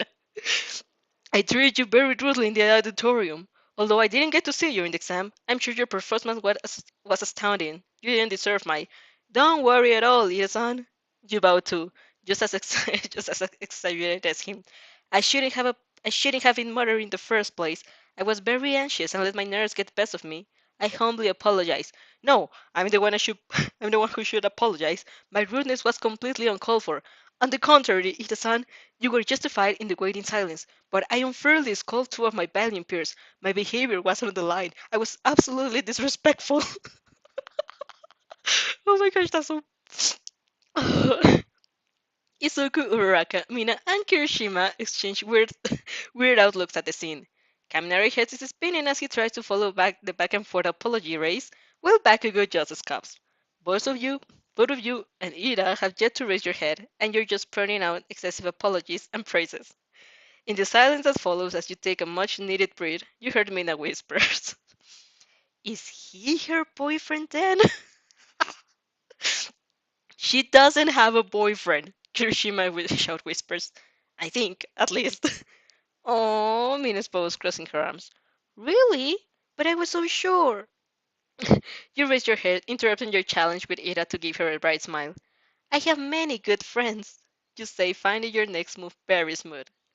I would love for you to be one if you will have me, Ashiro-chan. Ashiro-san. Mina stays silent for a few seconds, taken aback, and she and runs towards you, smoking your cheek. You're so cute. I understand why Kirishima has a crush on you. I don't, Kirishima yells. Of course I'm fine with being your friend. Mina continues, completely ignoring him. You look very nice. Please call me Mina.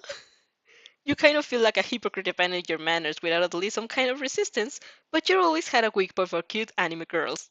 Symbian has no gender after all. All right, Mina. You nod. Then you can call me Athena. Of course, she cheers. We'll be best friends.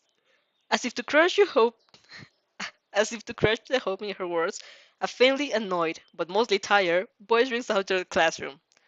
Go somewhere else if you want to play being friends. This is a hero curse. Your heart skips a beat. As everyone turned out to stare at the door, and understandably let out confused noises as they spot an angry the angry yellow caterpillar lying on the ground, you stay toward the other way to try and calm your frantic breath. Oh god, he's really here. He's meeting you're meeting him again. You're not ready. You haven't psychologically prepared. You have to call him sensei now. And oh, will he remember you? Of course he does, idiot. He wasn't your acceptance letter. That just makes you have that just makes you even easier. You turn with an enormous smile on your lips and a muffled squeal when you spot him getting out of his yellow step out of his yellow sleeping bag to stand in the center of the classroom. Izuku, the only one who knows of your passion for the man, sweet drops as he sees you stare at him with a clenched fist buzzing in adoration. He can understand it. It was basically him with all might. Aizawa does goes on to this. I am very serious and merciless teacher that you should scared of. That you should be scared of. As if you read too many that Sawa fixed to see him as a threatening anymore. And your poor classmate risks heart attacks. You swelling on your balls, on your feet with a like a hyperactive child. His eyes were clearly avoiding you. They fly over you like you don't exist. And in the rare moments he had to skin over the class, he does everything in his power to spend as little time as possible on you. It should discourage you, but you want to far over his awkwardness. He's so endearing and so hot. Now that you're 16, the age difference is It's not such a big problem anymore, is it? Nope, definitely it is. You let out a disappointing grumble. Izuku, who is for some reason standing in front of your desk, wonders if it's worth to ask what you're thinking. He probably doesn't want to know, and by now he knows you enough to not to ask. Athena, it calls for you.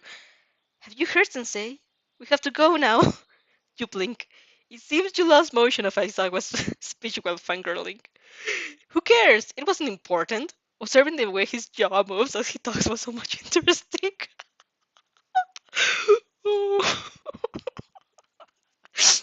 Snapping yourself out of your simping, you stand up and nod politely to Izuku.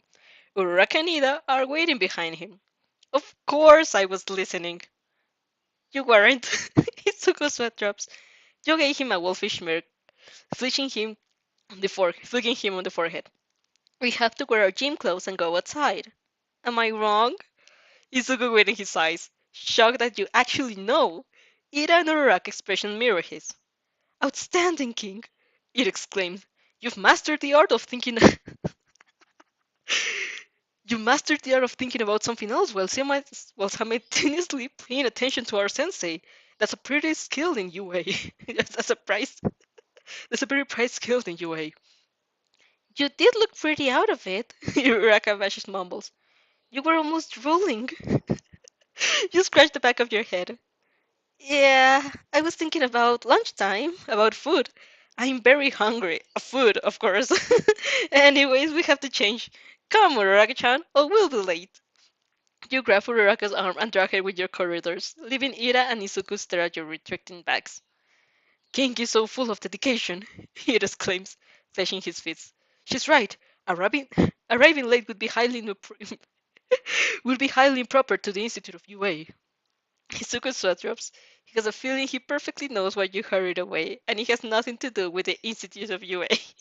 Still, he lets himself get dragged away by Ida in his formal speech all the way by changing the room. In the changing room. Thinking back, Thinking back on it, you're kind of bummed you skipped the orientation. It would have been a chance to interact with the other classes, chat with Monoma, sing for Shinzo and Hatsume, spot some teachers perhaps. You already have Snipes and Bloodkin's autograph for the times you ran into them in the streets at Musutafu, but you never met Cementos or Ectoplasm or Power Loader, and having Nessus' autograph would be pretty cool too. He's terrifying, but very cool. Still, you can have everything in life. Right now, you don't get the orientation. Instead, receiving back receiving Bakugo blasting the ball to more than 700 meters of distance while shooting his characteristic die. As Aizawa explains that you're about to do physical exercises but using your quirk, everyone gets understandably excited. And just like you remember, he doesn't like it at all. You can see the life getting drained of Izuku's eyes the moment Sensei drops the last one will get expelled bomb. You briefly wonder whether it makes sense to inform him about the natural deception and reassure him that Aizawa won't actually go through with the threat. Maybe Izuku will be calm and do better? But what if instead he prevents from giving his all? In canon, it was said that Aizawa expelled a whole class already, and sure, he welcomed them back after a few days, but still, he clearly doesn't have qualms kicking people out deems when he deems them unfit of the hero life. If he sees Izuku isn't putting in effort as much as he could, what if he actually expels him? Was he impressed by Izuku's determination at the end? But if he doesn't put as much as determination, nope. There's too much risk. You aren't willing to take it. You aren't willing to take it. He'll get a broken finger, sure, but Recovery Girl is right inside, and that's still better than getting thrown on their first day. Don't worry, Izuku. You squeeze his hand with a comforting smile. Just give it your all. You've come this far, and Masley's test isn't going to stop you. He squeezed it back, giving you a grateful nod. You next to you, Bakugo scoffs so loudly, you think even Aizawa heard him. Such, such a tsundere. As far as the repeated sidestep goes, your quirk doesn't really help. You get a mediocre result, and that's it. Technically, it wouldn't help with the 50-meter dash either. Although you could keep everyone else while you cut to the finish line. It wouldn't help your score, but it would worsen that of the poor chars of your group. Maybe that could save you from the last place. You don't do it. It doesn't really feel like a hero thing. You're in the group with Azuyu, who lives over the finish line. The moment race starts, and Mina, who skids on acids, that's so cool. When you finish a very normal score, Tsuyu turns to stare at curious at you. Athena-chan, right, Kara? Kara? She asks. You spluttered too informal. Why do people throw around your first name like that? Yes, you reply. Nice to meet you. Please take care of me. Tsuyu nods, unaffected by your outdated introduction. I'm I'm at Tsuyu. Call me Tsuyu-chan. You take a deep breath, undergoing through to psychological preparation for intimacy. Then you utter, Yes, Tsuyu-chan. What does your career consist of, Kero? Shadows. Since you're not great at explaining, you make sure to stare at his shadow in an obvious way and clench theatrically your hand as she finds she can move. After a second, you loosen your grip. I see. Tsuyu taps her chin, curious in her doe-like eyes. You're the girl from the Sludge Mountain incident, right? Oh, they know. They know. I am, you know. But I wasn't very useful in that instance. Nobody was useful except All Might, Kara. Sui replies, drawing a very blunt but a true picture of the situation. Except that one time you were very useful in saving Baku's life until he nullified all your efforts following you into the sludge, and you're never gonna forgive him for that. Ah, yes, you rough your neck. We were very lucky he was there. Oh my god, I think it's raining. It's raining where I am. Oh no. Oh well. No, but I don't have my charger. Oh no! Oh well. Life, I guess. Suyu simply nods. She looks at you in silence for a few unnerving seconds before giving you a smile and moving to the next test. You have to admit that Atsui Suyu is dangerous. She's smart, observant, and blunt. She's not scared to say what she thinks, and usually what she thinks is right. She was the first one to notice the similarities between Deku and All Might's quirk, but much before deep relationship between the two became obvious, the moment All Might stores of Deku at lunch, well, that was not something teachers usually do. Asu is smart, such as that she's dangerous. For a person with as many secrets as you, she's the worst possible comrade. Still, you love her, and she deserves the world, and you're going to befriend her anyways. And wing it, fuck it. Fuck logic. Simply a friendship is more important. At least in the grip strength test you recover from your previous shit scores. Since you're almost breaking in half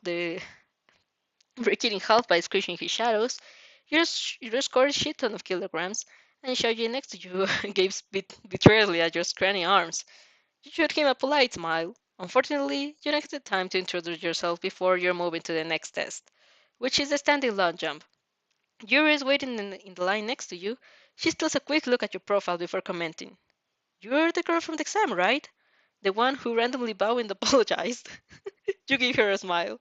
I'm King Athena. Please take care of me. Ah, she rose Freg with her longer drops, looking as shy but as badass in an adorable way of hers. I'm Jiro Kyoka. Nice to meet you, Jiro-san. So it was you, right? She covers an eyebrow. Why did you apologize? My friend, the one who tapped you on the shoulder, had copied your quirk in order to locate other robots. Since he did it by following my suggestion, I feel like the need to ask for your forgiveness in such an undirecting tactic in a hero exam. Oh, I see. Well, you don't have to worry. She reassured. It's not like you delayed me or made me lose points. Our interaction barely lasts a second. Still, you insist. I humbly apologize. I hope you will forgive me. But of course, you with her hands, a plain blush in her cheeks. Really, you don't have to put in so much effort, she sweat drops. I assure you it's perfectly fine. You look up at her eyes. You look up at her, eyes sparkling so brightly I almost blind her. Thank you very much, Jiro-san. I appreciate your kindness. It's nothing. Say, isn't it your turn right now? You turn back to the backline, seeing Aoyama on the other seeing that Aoyama, the one before you, has just finished his test and shooting himself forward with his naval laser. You step up, concentrating. The standing jump is annoying. You manage to lock eyes onto your own shadow when you jump and throw yourself as much as distant as you can go. So technically, you do get a good score, But you also fall on your butt in a very disgraceful way, and you're sure it doesn't help winning points on Aizawa's books. Talking about Aizawa, the man insists in not looking at you. It must be difficult getting your scores down without watching your performance. You can't help but admire his dedication to pretend you don't exist. Still, what does he think? That the moment he gives you a sliver no that the moment that he gives you a sliver of acknowledgement, you'll throw yourself on the top like him like a rabbit fangirl? You're not that kid anymore. Not like you wouldn't do that. That would actually be your reaction. But still, pretty unfair. Whether he likes you or not, you're going to be one you're going to be one of his problem children, and that's vital. Thus, you come back to the ball throw, another annoying test. You manage to send your ball as far as your eyes can see its shadow, which is further than any normal throw could go, less than Bakugo scores, or Izuku's shooter scored although, at the moment he only seems terrified. Aizawa still doesn't look doesn't look your way. He says absolutely nothing and only beckons for the next person forward with an impatient gesture. You grip Izuku's shoulder in a reassuring squeeze as he passed by you to try. One back in the crown after having complimented by Ida and Rock on their amazing scores, especially in the 15-meter dash and the ball throw, respectively. I high five. Okay. And having high five Kirishima because everything is so manly here, Athena. You make sure to place yourself right next to Bakugo. You know you will need it. You will be needed soon. And sure enough, the moment Izuku, after his first failed attempt at throwing the ball, and it was not very motivational but more threatening speech, uses one for all, Bakugo tenses like like a bull ready to charge. He bears his teeth, stepping in step crowd, and soon discovers he can't move. He's spent enough time with you by now that he knows instantly what that means. What the fuck are you doing, shadow bitch? She scolds, whirling around to face you. You gave him a tight smile, eyes locked into his shadow. I'm preventing you from painting a very bad picture of yourself, Bakugo-chan. If you lose your cool on the first day, people will think you're unreliable. Shut the fuck up! He narrows his eyes, vicious and accusing. You knew that, didn't you? You knew that damn nerd had a quirk all along. And what did you two think you were doing? Were you looking down on me all this time? Bakugo-chan, you made his right eyes off his orbs. And you're there with a head expression. Izuku told me about his quirk a few months ago. If you really want to know, but nothing more is his story to tell. In any case, he's never had the intention to look down on you. On the contrary, he admires you and still thinks. And I think you know that too. Honestly, Bakugo-chan. The corner of your lips rested a decent smirk. Sometimes I think he admires you more than you. Sometimes I think he admires you far more than you deserve. Ooh! Just like you predicted, Bakugo's face turns in a fury as he shouts something very angry very angry and very loud, where you can disgorge only few words. Shadow bitch, shadow bitch, fuck, and probably I'll kill you. Since he's being kept by your power and you take advantage of the moment to pat his head, his face gets so red you could swear he explodes. Pun intended. All in all, Izuku managed to finish his test without Bakugo interfering, which is a definite plus. On the not so bright side, though, the moment the green haired baby approaches you with your concentration waters, and you get a full Bakugo Katsuki with a sideways angry face right in your face. No, Aizawa had to intervene anyway. He's not happy about, but he's finally forced but he's finally forced to look at you, and you're pretty satisfied satisfied with the outcome. You also managed to give Izuku some eyes for his broken finger before he sent to recover girl. He asked why you have it with you, and you show him the first aid kit you packed that morning together with your school books. It seems your quirk has a very negative effect on your body, you explain, as if you observe as if you observed it just recently instead of having experience in the last 16 years. I don't doubt they will disappear in time. You gave him a pointing exclaims, as if to warm it. They'd better disappeared. And he smiled sheepishly. And I'm guessing it's simply because of the delay in which you receive it. You lowered your voice in that part. But in the meantime, I wanted to help you. So I decided to take this around. As a hero in training, I'm sure it will become in handy. Aw, everyone needs a first aid kit sometimes, especially your class, knowing what will happen. Izuku looks almost moved and tears by your consideration. Tina, you're amazing. What a charmer, you joke. If you keep being so nice, I'll give you gummy girls. Gummy bears next time. Next to you, Mina seems suddenly very interested and declares very loudly that she's suffering from an unexpected sugar low, which only some gummy bears could heal. She shuts only after Isawa's harsh scolding. You do sneak gummy bears for the next day, but that's another story. Ah, it's so cute. Todoroki entered the conversations.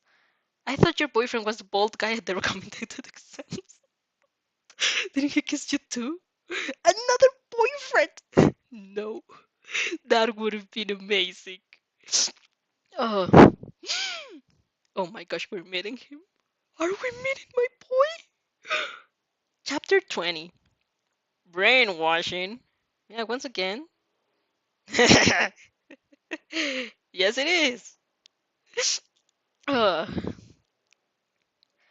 you are walking to lunch with Izuku, Ira, and Uraraka when Pakugo passes by you and grabs you by the arm. Before you can blink, you are being dragged forward away from your three shocked friends. Bakugo-chan, you turn to him. What exactly are you doing? Don't bother me, he scoffs. They were the ones. What? They were the ones to ask you to sit with us. He points at Kirishima and Kaminari, who are flanking with him, who are flanking him with hurried steps while looking very apologetic. I didn't think you could. I didn't think you would kidnap her, Kirishima says, looking quite horrified and having unleashed of having unleashed the monster that is Bakugo. I'm sorry, Athena. I was thinking about asking you. It's perfectly manly if you want to sit with your other friends. No, it's not. Bakugo grunts. You're sitting us. You're sitting with us today. Bakugo, this isn't the way to treat a lady. Kaminari chimes in. You should shut up, Drolly. Don't worry, Ejiro. Denki-kun, you said. I don't blame you. You're innocent victims who just found out what meaning Bakugo-chan can be. Ken! Ida's booming voice reaches you as he sprints forwards, catching up with you. He immediately throws at Bakugo grip on your arm. Are you fine? You three are you three are manhandling her. This is not the kind of behavior to to hold inside the institute like UA. Shut the fuck up, classes. Bakugo growls. Your voice is getting on my nerves. Kachan, Izuku has reached to you too. Why did you? Athena-chan was about to sit with us. Iruraka protests, putting her hand on the hips. This isn't nice at all. Huh? Bakugo leaves with a sneer. So Roundface wants to get it too now. Bakugo-chan, you sigh. You're being very rude. Shut up, shadow bitch. How dare you? Ida gasps, moving his arms in the frenzied motions. This is absolutely I just can't. This is so funny. This is absolutely disrespectful towards King's honor. Yeah, Kaminari nods fiercely. Not cool, Bakugo. We're very sorry.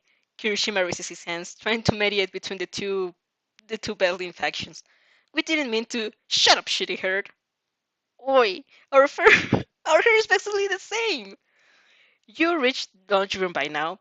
The chit-chat ruling of your scuffles. If you manage to convince Bakugo, he looks like he's the one who should give have a problem with it. You can all sit together. You would need a bigger table, but it's not like they don't exist. You can see an empty one just a few steps away, ready to welcome you with a nice lunch of friendship. Although now that you look better, it's not empty. There's a hairy, messy indigo hair. Oh, his hair! The even present feeling of belonging tickles on your skin like a playful breeze, pressing whispers on the future like like soft kisses in your ears. You know him. You come to the same place. You will end the same. Why don't you? The word spills before you can stop them, attracting your bickering friend's attention. Why don't you sit in your groups for today? I actually had someone to do lunch. What is it? Izuku asks. You shrug. Nothing much. I will tell you when I finish. If I have success. Baku Baku glares down at you. Are you making fun of us? Why do you want why do you want to run away? Don't worry, Bakugo-chan. You get your tiptoes as pat his shoulder. I will have lunch with you soon. I know you like my company. As if he snaps away from your touch with an angry soul. Don't touch me just a bit extra. Then, exactly like you predicted, he grabs Kirishima and Kaminari and drags them away. As the poor redhead tries to tell you bye while the blonde winks you and shoots you finger guns, their voices are very soon drowned out by the cafeteria chit-chat. Ida watches him go, brows frowned. Bakugan is very rude. You nod. I know. I'll see you later, okay, guys? The microphone is coming up. It's going up, up, up. There. Okay, King. No, Athena. Isuke smiles, leading Noraka and Ida to another table. You appreciate his trust. You hope he knows that. Why did you leave them alone again? There is something you don't really know. Maybe it's just the usual belonging scratching at the back of your head. But you can't help but wonder, why is Shinzo sitting alone?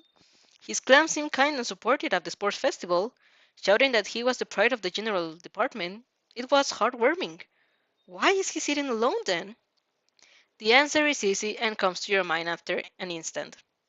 It's the first day.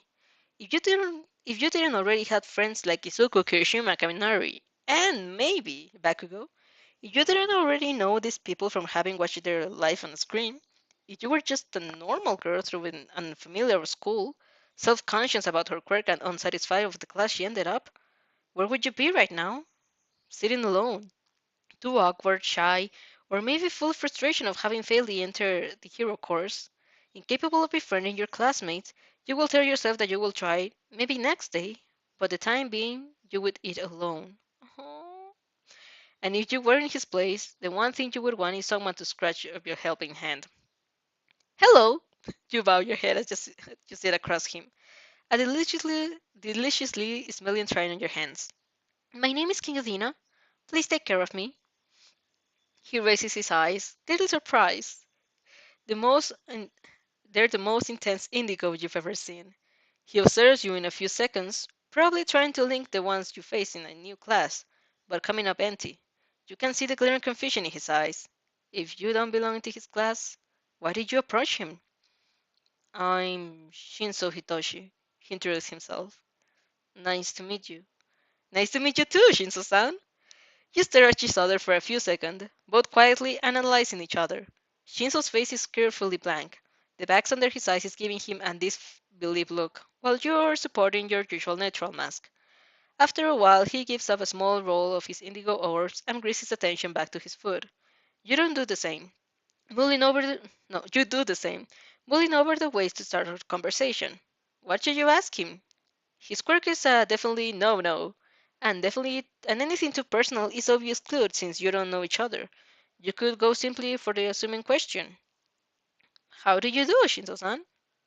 He raises his eyes again.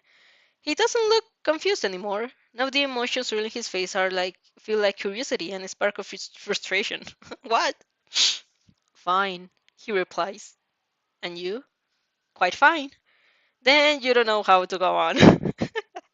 that's that's me making friends. What the fuck? The usual course of action would be commenting on something you share to take the conversation forward.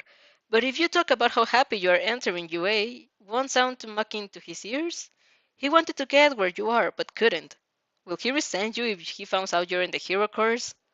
You're so resolving to make another awkward moment like, the weather is nice today, when he saves you the hassle.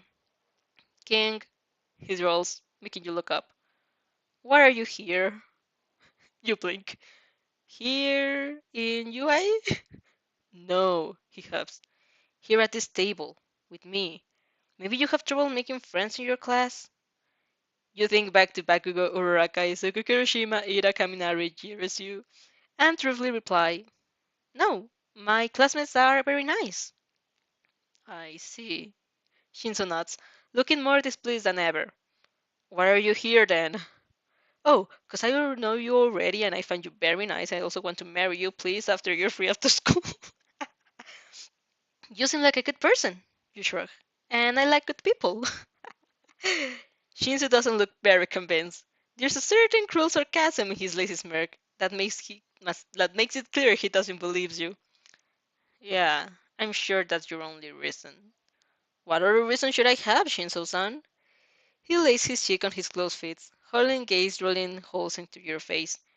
What about, you know about my quirk, and you want to see it in first hand and check if I'll brainwash you. That's why you're here, isn't it? Damn, the boy is paranoid. He's keeping his boyish drool to convey only coldness and mild shocking as if he wasn't faced by your pathetic attempt at deceiving him. But it's not difficult to sense the anger and frustration beneath him.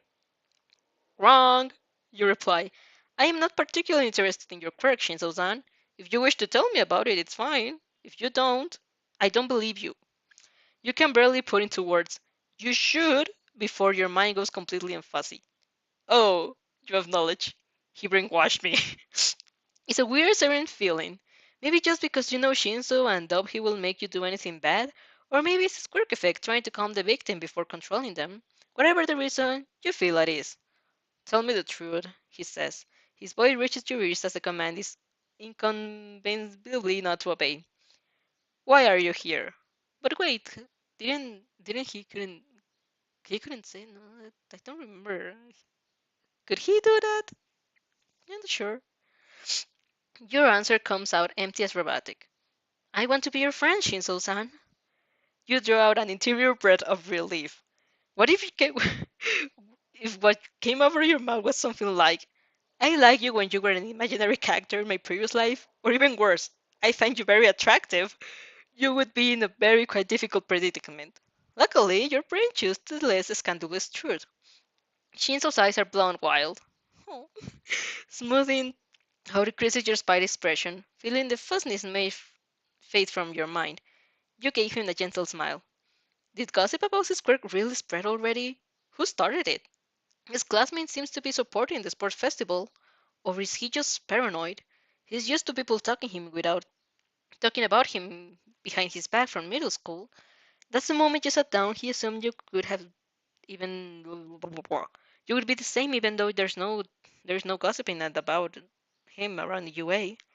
Did this happen to him already? People pretending to genuinely want to befriend him, but actually they were probing and prodding at him as he was an animal in the zoo? Something cool to stare but scary at the time, to be approached with caution? You can almost see it now. Childish kids daring each other to go in group and initiate conversation to prove how brave they were in risking to be brainwashed. Such heroes, mocking a peer of theirs who only hope to make friends. It must have happened often. I'm getting so sad. It must have happened often. If it got to the very point he was actually willing to show off the brainwashing, they so dearly just want to get away from him. You let out a quiet sigh. You really should have thought more about it before straight up sitting at his table and starting a conversation. Anyone would have found it weird, and Shinzo has every reason to distrust strangers who approach him with random. But maybe you can still solve this mess. Not everything is lost. More than anything, you really want to him to feel better at UA. After this lunch, you want him to feel better even though the first days are hard and didn't get the course he wanted. He shouldn't lose hope. So you lay your chin on your joined hands, eyes sparkling with fascination, and channel your inner Izuku as you comment. That was your quirk, right? Brainwashing, I have to say? That's incredibly cool. He gapes. What? The potential? The potential is tremendous, you ponder, tapping your finger on your chin. The obvious motion is you mo- The most obvious situation one can think of is where your crew could be a godsend in a hostage problem. But even then, in a fight against a villain, you would finish in a second if they don't know about your quirk in advance. What's the trigger? Looking at you? Talking to you? It may be something small. And villains usually both look at you and talk when you're fighting you. Shinzo opened his mouth, but he doesn't seem to know what to say. You know a chance to go on with your Izuku team rambling. It could be something. It could become. What's happening to my mouth? It becomes difficult after a while since by the time you're a pro hero, everyone will know your quirk and try to avoid it. But I'm sure there are ways to go around it. If the trigger is looking at you, then it's easy. It's basically impossible not to look at your enemy. And if they try to fight without looking, you will have the advantage. If it's something bigger like talking or such, you can deceive them. You think there's a way for you to emulate other people's voices? Sure it is. I think the support department could bring one right now. I You stop falling silent to not encouragely at Shinzo.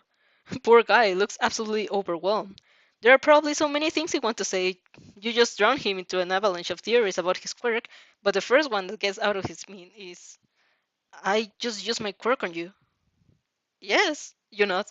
Then you furrow your, then you furrow your eyebrows. I mean, I think so. Yes, yes, I did. He repeated. All right. He is dumbfounded.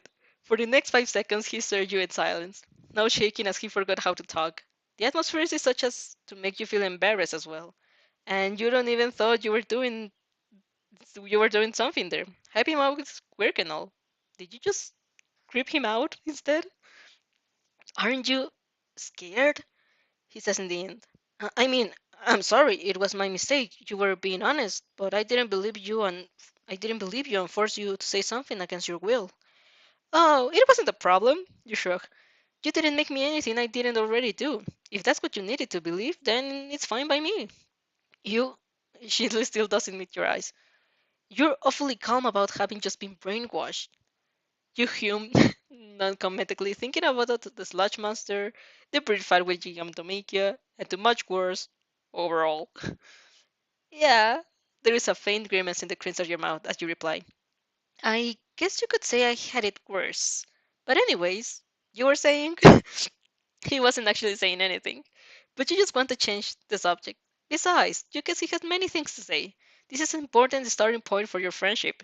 If there will be an if there will be a friendship, if they will be able to survive this encounter that you initiated without dying of awkwardness. Yes, he mumbles. I was saying, well, my quirk is brainwashing us, you can guess. It activates when you answer to me. I see. You grin. Thousands of ideas flashing in your irises. Well, then you could use a machine to modify your voice and make it a villain's think that it's something else, it's someone else talking, so they lower your guard.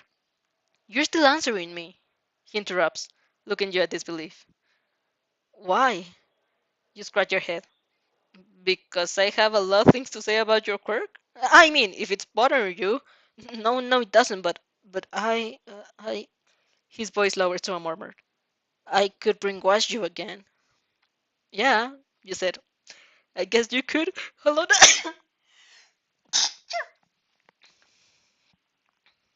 Allergies.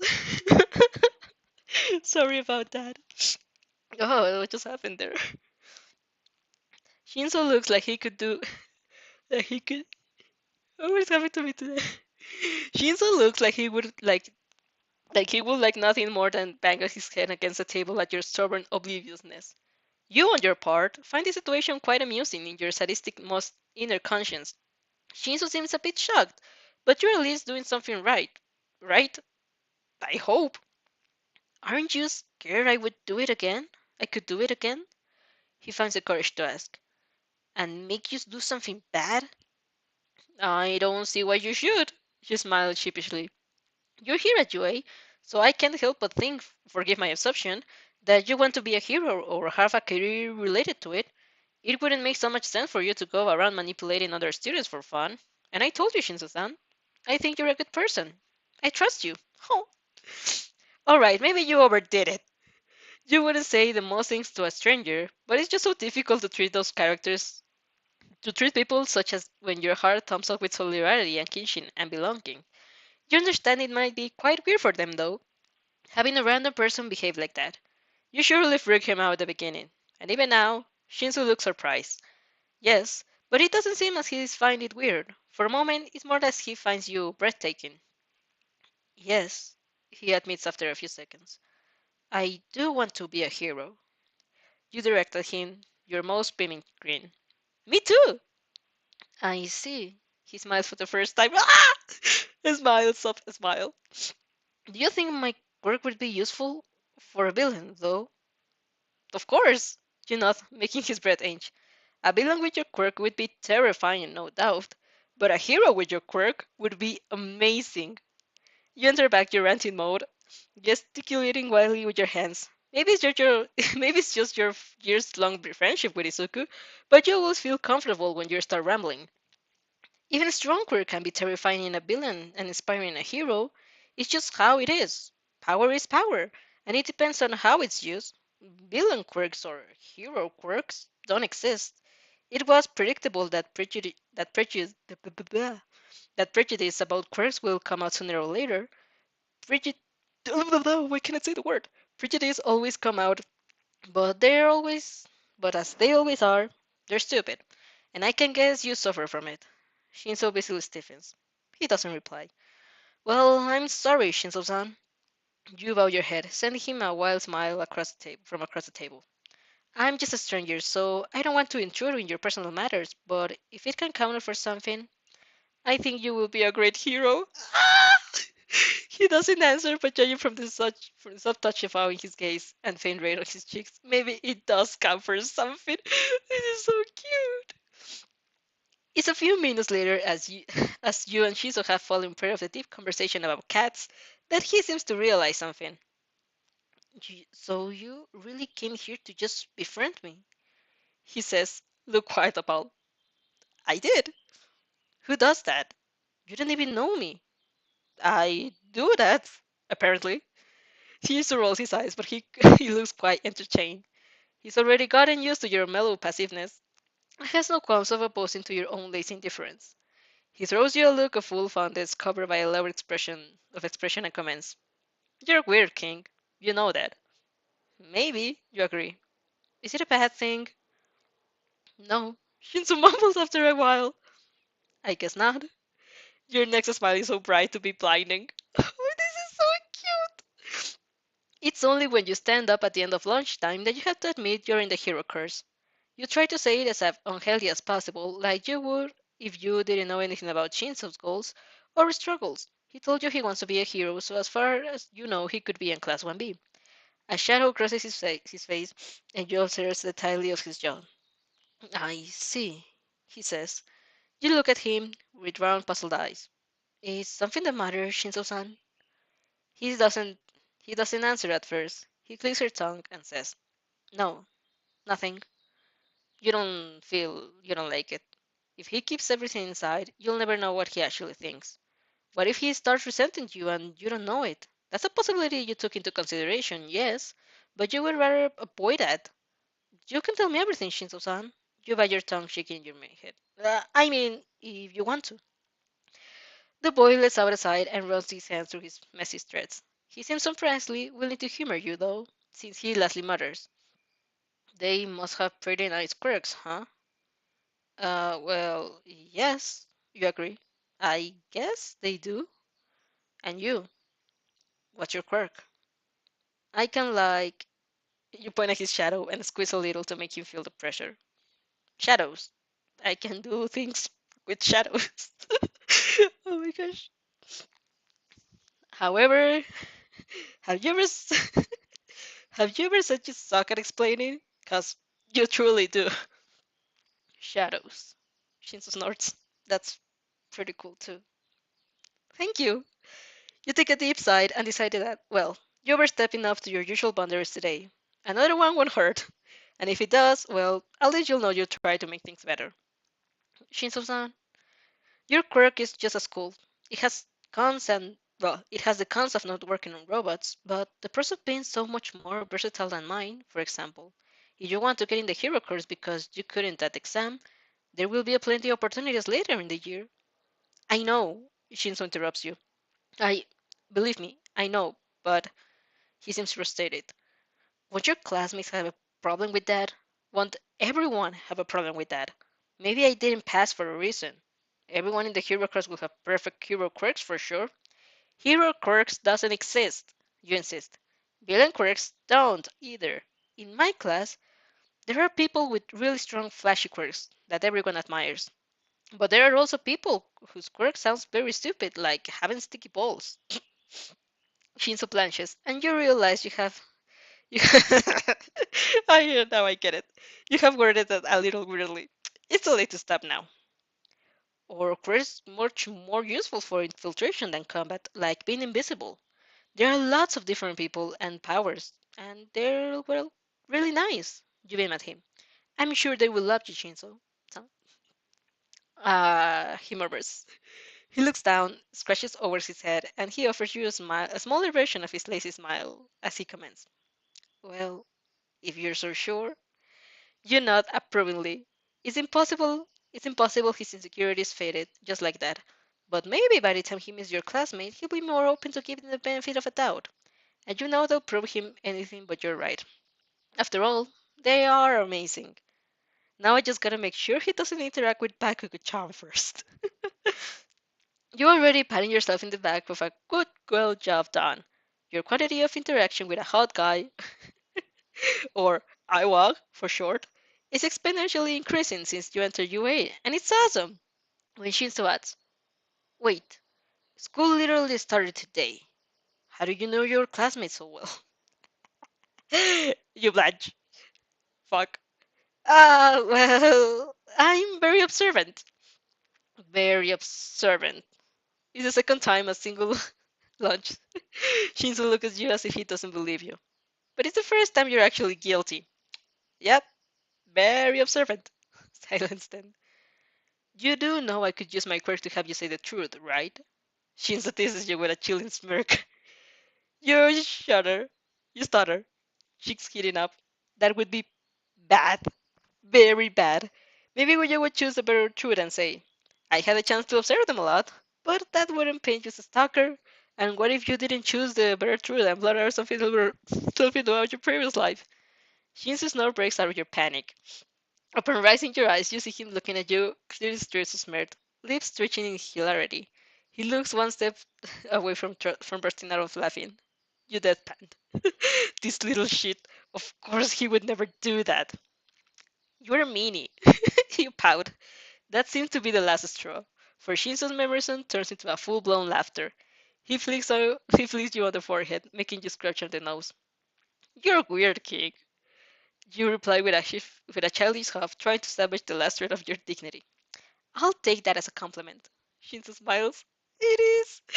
Oh my god. Shinzo, who approaches people who know where you're weird. Also, Shinzo, you're now my best friend, and if anything happens to you, I will kill everyone in this room. I found myself watching a new episode. Five seasons. Yeah, this was my reason. The first Shinzo explains the state that people under his command cannot follow orders, which require him to use their brain. The interaction with you is good. He couldn't give. So the truth. Sadness. Okay, don't worry. It's a fanfic after all. uh, oh no, the viral trials. Uh, I think this is going to be like the largest stream I've ever had in this channel. Okay, I will. I wanted it here.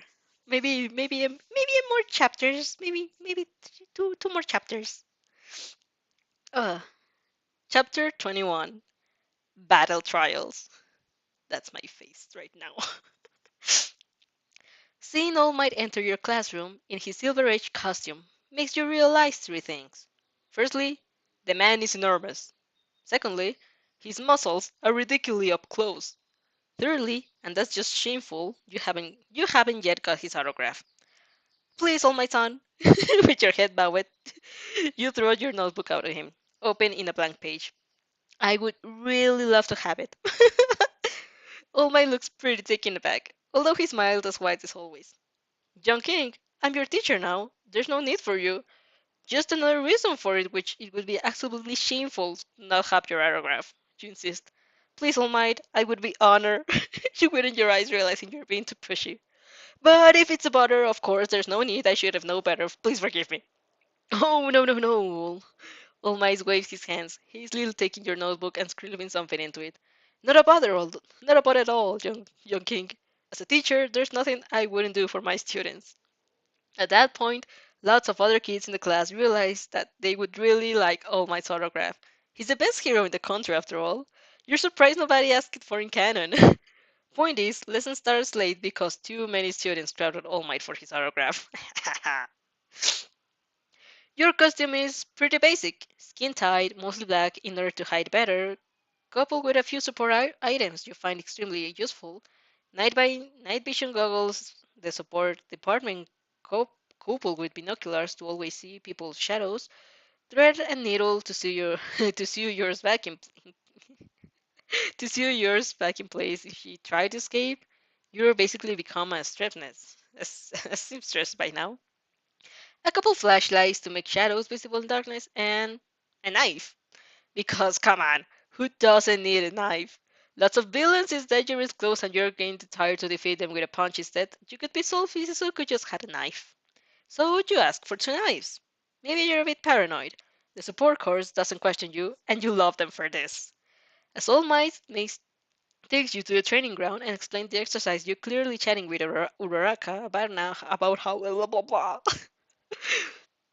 As All Might takes you to the training ground and explains the exercise, you chat slyly with Uraraka about how, yes, you can understand why her costume makes her a bit shy, but she's absolutely gorgeous, and either way, nobody's gonna notice because he'll be such a badass hero.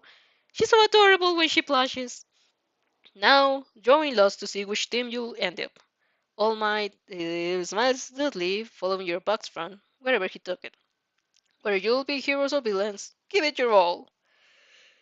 You pick up a piece of paper and you're in Team I. You don't really remember who they are, so you're waiting someone to come to come to you.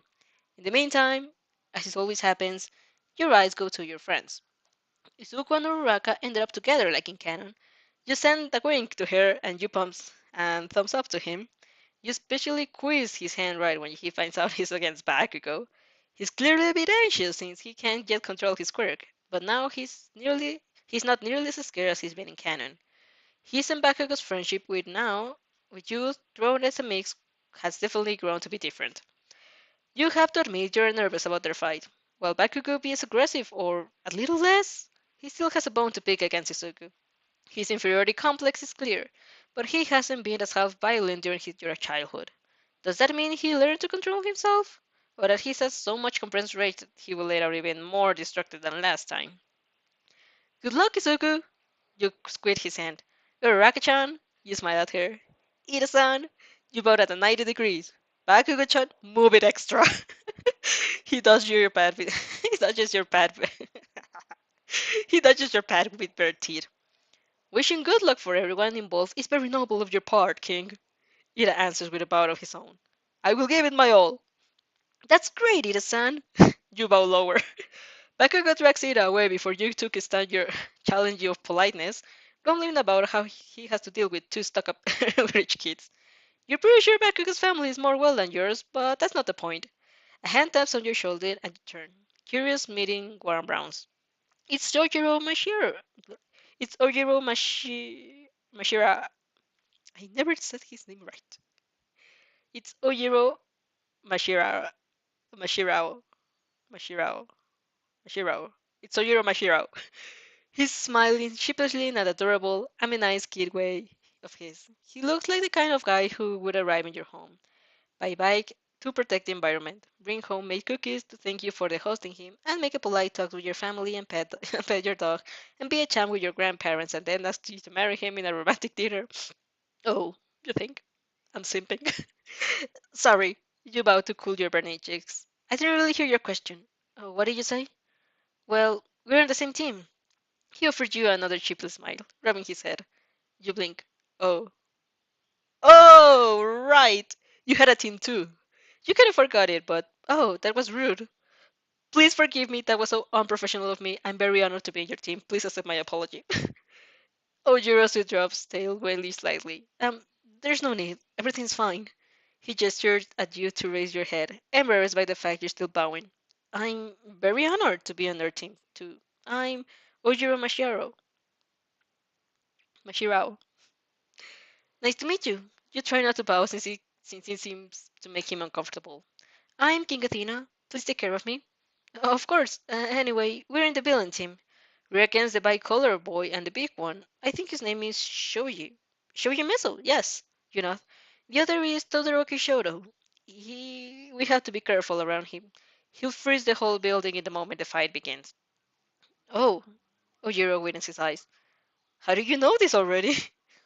A friend of mine took the exam from the blah, blah, blah. A friend of mine took the exam for recommended students with him. You seamlessly spurt out your half-truths.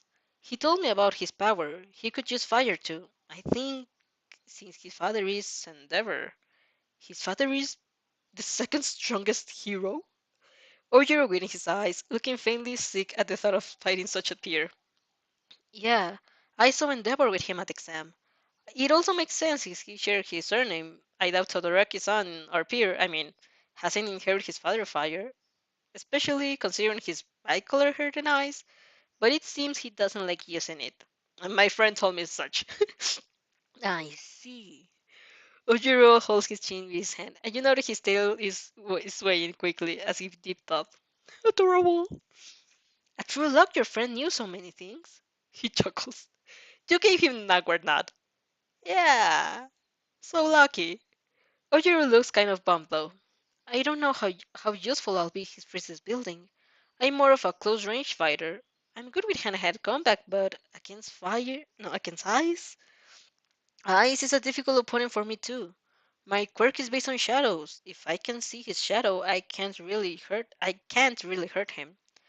I could stop his first barrage of ice by looking to his shadow, since this works for objects too, but he would just send another one and I would tire him out before. So we're in a bit of a hassle. Ojiro laughs. We are, raising your gaze to him. You let a smile grace your lips. But isn't it facing hassles what heroes does? After a few seconds, Ojiro nods with a spark of determination. Of course. You're right, Kingston. We'll give it our all. you have a bit you had a bit of time to fight blah, blah, blah. You had a bit of time to plan your fight. It also helps that you know how Todoroki works. His go-to strategy is simply freeze everything, and he uses his more or less always. In spite of Ojiro reassuring you 1,000 times that he's perfectly fine and being quite embarrassed by your continuous bowing, you apologize to him for the threats for your distraction during Izuku, Bakugo, Uraraka, and Ida's fight. You know, creating a strategy against Todoroki and Shoji should be your priority, but you can't help but want to know how the exercise will play out between Midori and Bakugo. Ojiro assures you that is no problem at all. Izuku's your friend, and it's normal you want to see how he fares. You make sure to thank him for his understanding at least 3 times, and each time he gets redder. But the more you watch Bakugo and Izuku, the more you feel happy. It's not nearly as brutal as in canon. Bakugo is harsh, how could he not be? And he acts impulsively attacking Izuku and ignoring Ida's attempts of teamwork. But the fight is just better. For example, Bakugo never sets off a potential lethal explosion of his ex-childhood friend just because, well, if he touches, he won't die. Such a bullshit reasoning. The exercise still leads to Bakugo breaking his arm because otherwise he would never be able to put such a move in a fight. But he definitely less injured as far as the burns and scratches go. With Ida and Uraraka, things play out more like less in canon. And Team A wins blowing the building up and having Uraraka take a bomb right under Ida's nose. You grin impossible. You grin impossibly wild. You're pretty sure you're trembling like a kid from an amusement park. Since Izuku is immediately sent to the infirmary, you wait for Bakugo, Uraraka, and Ida to come back. Yajirosu explained why Ida was the best of the team, falling into a character and sticking loyally to it. While Bakugo was of his own, and Iruka knows and Izuku no Uraraka risks too much. You silently sing for her intelligence like a fangirl you are. As Bakugo steps on the inside room, or grumbles a spark on anger management issues, you throw your arms around him with an elated smile, and also into his what is happening? and also into his chicken for exactly 1 second before he kicks you forward incorrectly and shout, "What the fuck extra?" Bakugo-chan! You laugh, grin so wide your eyes can stay open. You're on cloud nine right now. You were so kind. Not totally. You were very brutal. But you didn't use lethal moves. Not even one. I'm so proud of you, Bakugo-chan. he swapped your hand away with a flustered snarl, yelling in response. Are you fucking crazy? No. you laugh. I'm just happy. King-chan? Uraraka drops next to you. Is it this rare for Bakugo-san to avoid using lethal moves against his own classmates? it's not! Bakugo growls. You stop, within your eyes, suddenly gaping from your turn, suddenly gasping your turn to your right side of Uraraka. You're right. I'm regarding him from doing the bare minimum as a human being. It's only to encourage him like this. Oye! Bakugo shouts, gnashing his teeth. You, you ignore him, clapping your hands against a sudden burst of passion that's probably Inasa's fault. Thank you, Uraraka-chan. You're right. I shouldn't get higher standards if I really want to help him mature. I'll kill you. Uraka blushes, hopefully looking confused. You're welcome, she says, choosing to feel flattered like the cinnamon roll she is. Happy to help. You, you bright, you smile brightly.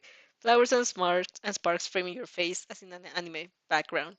Bakugo's dress are clearly audible in the background. He's foaming at his mouth, at his mouth right now. Your, your droid will help Pure reach his deeper understanding of his issues is admirable, Ida butts in. But still, in a costume, his antics are very more mechanical. You just keep proving yourself worthy student of UA, King. Come here and say it to my face, shadow bitch! Bakugo barks. A shy boy cuts the drama currently folding. King-san? Ojiro shrinks visibly when he's faced with Bakugo's glares and Nida's furrowed brows. You remember you were supposed to plan with him after the end of Bakugo's fight, and instantly feel guilty. I'm sorry, Ojiro-san, you boy, he's glaring in embarrassment.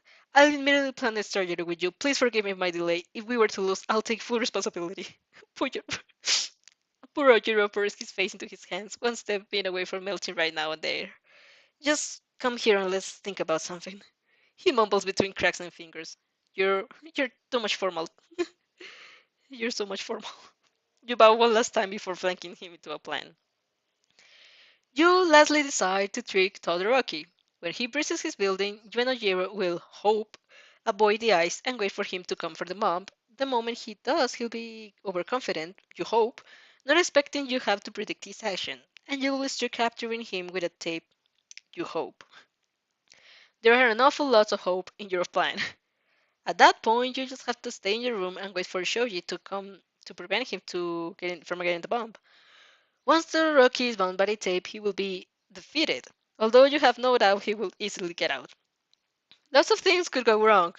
You're especially worried about the moment Ojiro attacks Todoroki. What if, on instinct, he unlashes a barrage of ice? Getting stuck on it will be terrible enough. But what if Ojiro gets injured by the shower spike? What if? Ojiro-san, you mumble once you're two are alone. The mom is behind you, and you're just waiting for the trial to start. Do you think our plan will work? I hope so, he chuckles. We are at disadvantage considering our opponent's quirk, but we should at least be able to put a fight. Plus ultra, right? He shoots you an encouraging smile, and you answer tentatively, stomach churning in anxiety. You're not doing a very good job at hiding your nerves, once a Jerry pats your shoulder and asks, is something the matter? Did your friend tell you something else?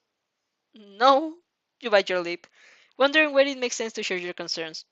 What if you make Ojiro tenser before the fight? Or what if he stops trusting your strategy? It's just, if something goes wrong and Todoroki-san reacts unpredictably, you could get hurt. Ojiro gives you another double glance. He looks calm, though. At least you didn't freak him out. Don't worry, King-san, he reassures you. It's just a training exercise. I'm sure Todoroki-san doesn't want to hurt us, just like we didn't intend to hurt him. I mean, mm, you nod, trying to look comforted. On one hand, he's right. Todoroki isn't a bad person, and he definitely doesn't want to hurt his classmates. On the other hand, taking someone by surprise can make them react very unpredictably. It's just instinct. Spike of ice shooting out it doesn't look so far-fetched. But maybe you're overreacting. The trial has started since now over a minute when Yovo and Nojiri feel a sudden wave of cold advancing at incredible speed. You exchange a glance, nodding at each other, and you've already climbed at the bomb at the moment. The ice threatened to reach your feet. Just, ugh. The moment the ice threatened to reach your feet, you jump to avoid it and then slide back down. Mm, yeah. I lost myself. Where am I? Yeah. It's fucking cold. Birds coming out from the white hops. You rub your arms in search of heat. A heavy fluffy suddenly envelopes your shoulder, and you realize Ojiro grabbed his tails around you to keep you warm. You send him a grateful smile through the chattering teeth.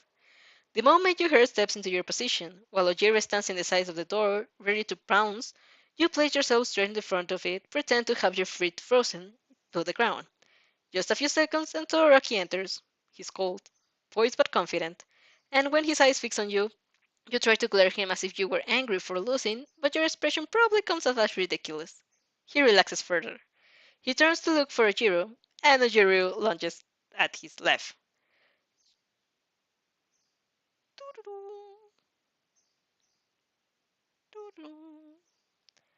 Just hold up a second.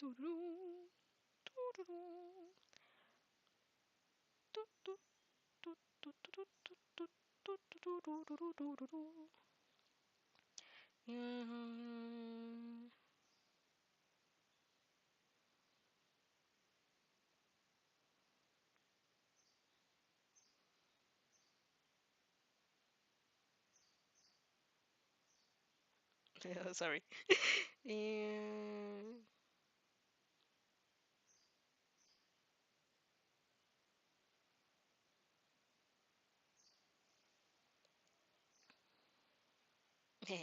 Sorry.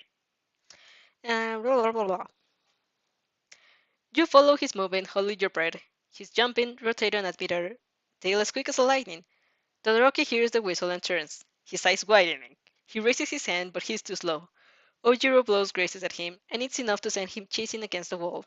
Now that you think about it, he still is capable of smashing the exam robots. From now on, it's a battle of speed. But you have the advantage of a plan. You also aren't the one who just got his hands slammed on the ground. So you lock eyes on his shadow. Todoroki immediately tries to stand up, but he finds he can't move. He stays disoriented for a few seconds, instantly shooting his eyes from his hand, which was coincidentally pointing forward to fend off any attacks, forming a wall around him. You're inside, but Ojiro is not. Athena-san! No, King-san! You hear him call for you. Is everything fine? You don't answer.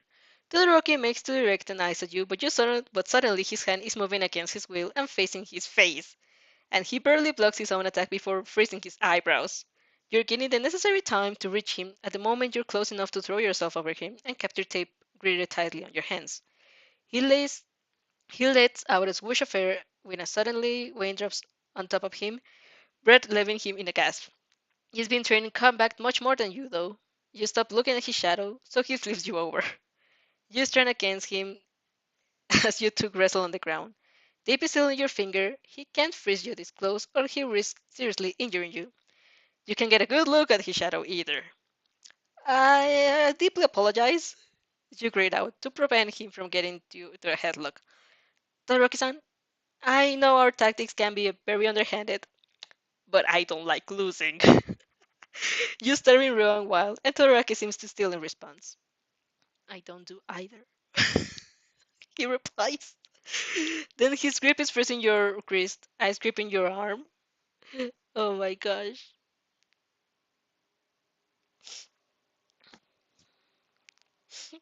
Sorry, someone messaged me something stupid.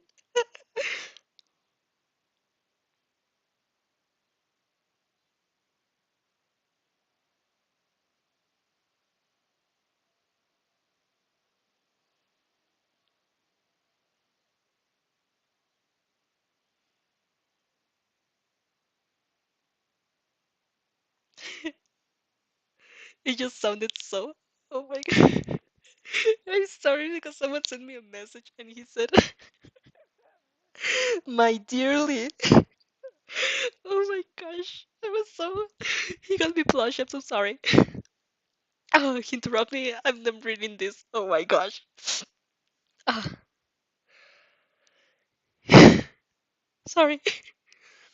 Then his grip is freezing your wrist. Ice crystal is running on your arm as you gasp in pain as the cold burns. A flash of regret flickers in his eyes, but you understand. You're giving in your all too, which is why the moment he grips loosens, thinking your arms must be unusable, you take a very scrap of strength left and you channel your inner Bakugo as you force your frozen lips around his neck and put him in a very improvised chokehold. What the? He lets out a grunt, going to unhook your weak grip, but immediately freezes, pun intended, as something soft and light wraps around his shoulder. The tape. You can't believe you did it. Giving him a sharing smile, you ask, Dorokson, I'm deeply ashamed to ask, but could you freeze me now? He doesn't answer. He's still staring at the capture tape around his neck. slowly taking that he's been caught, that he's out of the game now, that he lost. In the meantime, you lost something too. All feelings in your arms. They're unpleasantly warm, and you know it's not a good sign. Although you feel quite rude in throwing into his freak out, you would like to survive. The more you force your British legs to stay up and the more the ground looks like a great place to take a nap, letting down a puff of bread from a shy white lips, visions vision swaying in front of you, you feel your limbs giving out and exclaiming against the ground. Then finally, heat floods heat floods back into your frigid body. You exhale a content sigh, pressing your face into the source of warmth. You are faintly aware it must be some part of Todoroki's body, and you snuggle deeper. Does it count as harassment though? You're quite enjoying it. On the other hand, he almost killed you, so he owes you this much. And fuck, he's as hot as a furnace. You must be pressed up against his left side. King, his voice reaches your fuzzy ears. Are you fine? Right now, I'm in fucking heaven, thank you. I'm. Fuck, your teeth are shaking so much. Reacquiring feelings in my limbs. I think. Good. He nods. You can feel his chest rumble as he talks. I apologize. I overdid it. No, I'm happy you gave it your all, Todoroki-san. It would have been unfair otherwise, and I've already been unfair enough on this fight. You weren't. I simply underestimate you. You can't see his face, but you have a feeling he's looking straight at you as he monotonously adds, "It won't happen again." You gulp. Lovely. Once you're able to feel your limbs and stand up in wobbly legs, Todoroki is steadying you until you feel confident enough to walk on your own. He steps forward, melting his eyes. He erected. He looks pretty unfazed by how you spent the last 5 minutes cuddling, but that's what you expect from him. It was a simpler matter of survival, like when he freed Zero from his eyes on the sport festival. Zero didn't snuggle in his chest, but that's hold another point. The moment the ice falls, Ojiro's Ojiro's face come inside. He stares at Todoroki bounce shoulder, although the tape is loose by now, and then at your red cheeks, eyes crystally still swimming in your hair. King-san, he grins. You did it! You bow. Cause why not? It's been like a whole hour since last time. We did it, Ojiro-san!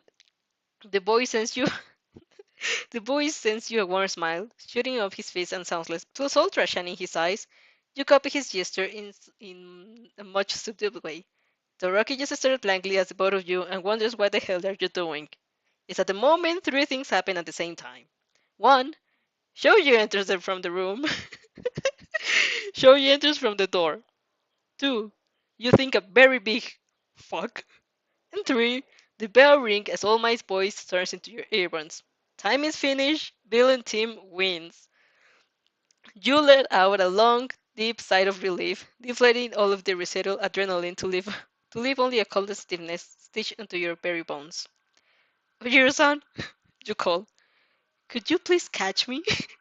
The poor boy barely has the time to let out a confused huh before you abruptly called out into his arms. You'll be like, my arms feel hot and that's very bad. Still not hot as Todoroki though. Like, damn. Oh, shadows, what are you doing? What time is it? Okay, I think I can read one more. Chapter 22 Shadows. You wake up. Actually, it's the second time, but the first time you feel warm and comfy all wrapped in a Jiro's tail, so you maybe forgotten to tell him you're awake and have fully lulled to sleep again. In the infirmary's bed, you bleary eyes take in Izuku next to you, staring absent-mindedly as he recently broke an arm. He looks deeply interested in the side of your own skin, eyes full. Sorry, what is this happening? There we go. You bleary eyes take in Izuku next to you, staring absently in his broken arm. He looks like deep snares in the side of his own skin, eyes full of determination. Here, you say. He almost let out a shriek as he turns to you, taking in your monotone expression as he hands straight out. You're holding a few gummy bears in your hand, in the palm of your hand.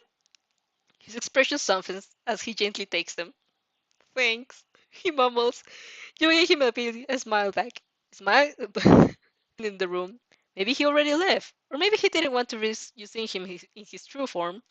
Recovered girl is sitting in a nearby chair instead, pretending not to see your fluffy moment. You're almost sure the older woman has the wrong impression about your relationship, but she's not the first nor will be the last, and you don't care enough to correct her assumptions.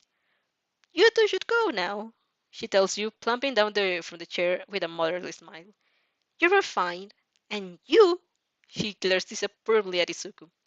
If I kept you finding here every school day, Izuku goes and straightens, nodding furiously in his head. You hide a giggle behind your hands as you get up and stretch your legs to get the feeling back into them. You steal a look into the window and catch a family spiky hair figure stomping out the institute door. It seems you delay Izuku more than in canon. Izuku, you call. He reaches at your window, looking curiously down, his eyes widen as he recognizes the figure. It's Kachan. You gave him a glance. Do you want to follow him? I mean, I. How do you know I. That. Never mind. He shakes his head with a fond smile. I know it's stupid, but I feel like Kachan deserves to know about my quirk. I owe to him. You hum, scanning Izuku with eyes as with a much older than your age. Keep this in mind, Izuku. You don't owe Bakugo-chan anything. In spite of the harshness of your words, your voice is poised and neutral, just stating facts. Objectively, he was very rude to you, and I don't want you to feel like you own him. On the other hand, he has the time to grow, and he's doing that right now. I'm also sure he won't betray your secret. You can trust him on that. Thus, if you feel you should tell him. You gave him a smile, unknowing making a knot of tension loosen in his chest. Do so. You won't regret it. His eyes shines as he replies, Yes, I think so too. He makes the sprint away, then stops looking very guilty and gestures you, still wobbly unsteady legs. Hey, Kathina, I go. Your lips quirk into amusement. You don't have to wait for me. Thank you. I'll be waiting outside the gate. Then he's running out. You follow him at your own pace, no stopping by the classroom. Although you'd bump into Kirishima and Mina, and you get stuck into a loop of excitedly complimenting the other of their own performance in the battle trials. You step a foot out of the UA just in time to hear Izuku talk about how he received his quirk from someone else. Ah! And decided to wait hidden from the side, not to ruin the moment. Unfortunately, you choose the same hiding spot as All Might is currently using. You forgot he was eavesdropping too. Ah, Junking, he says, looking painfully aware his successor is shouting his secret at the word at the steps, a few steps of distance. You know, John Midori and Bakugo's conversation is very private, and I don't know whether they would want you. You don't have to worry, all my son. You bow politely. Izuku told me already. You are looking at him, but you're pretty sure he's all straight up with his body. He did? He told me someone gave him his quirk, and he was training him.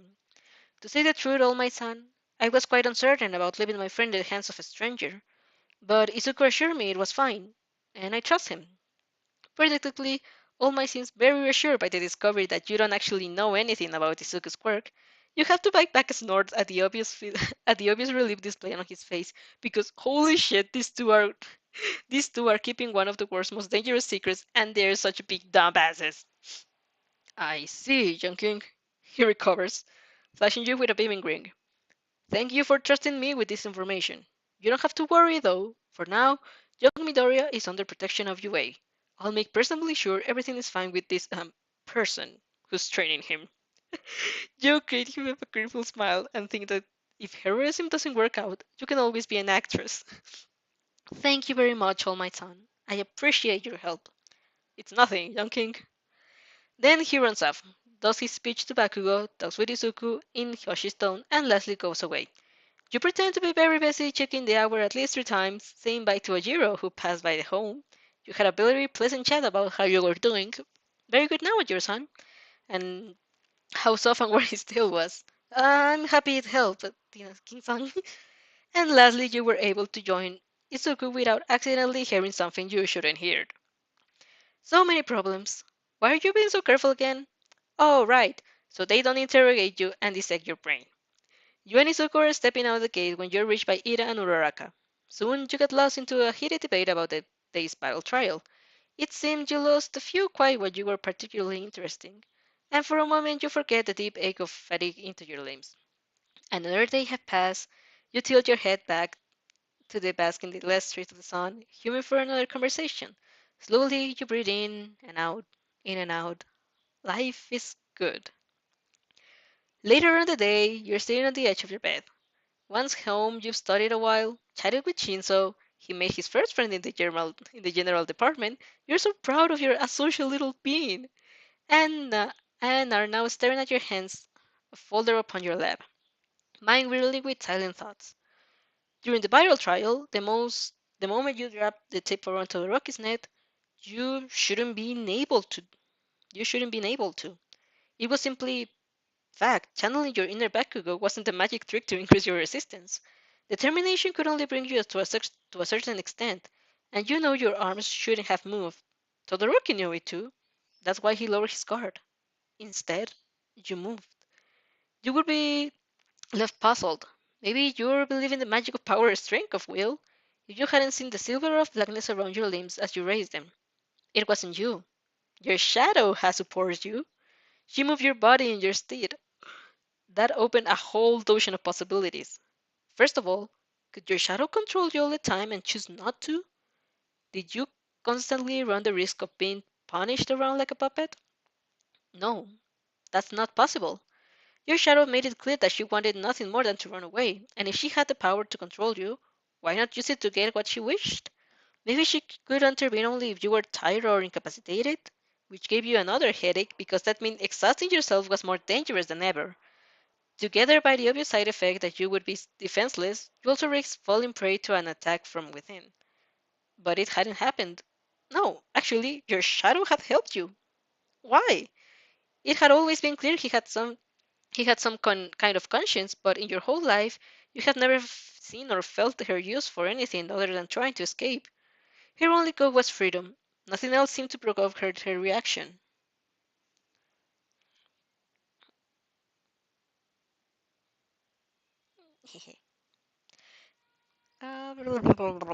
Some reaction in her. Maybe she felt you were in danger and wanted to preserve you. It was possible that if you died, she died too. You didn't really know what happened to shadows in the afterlife.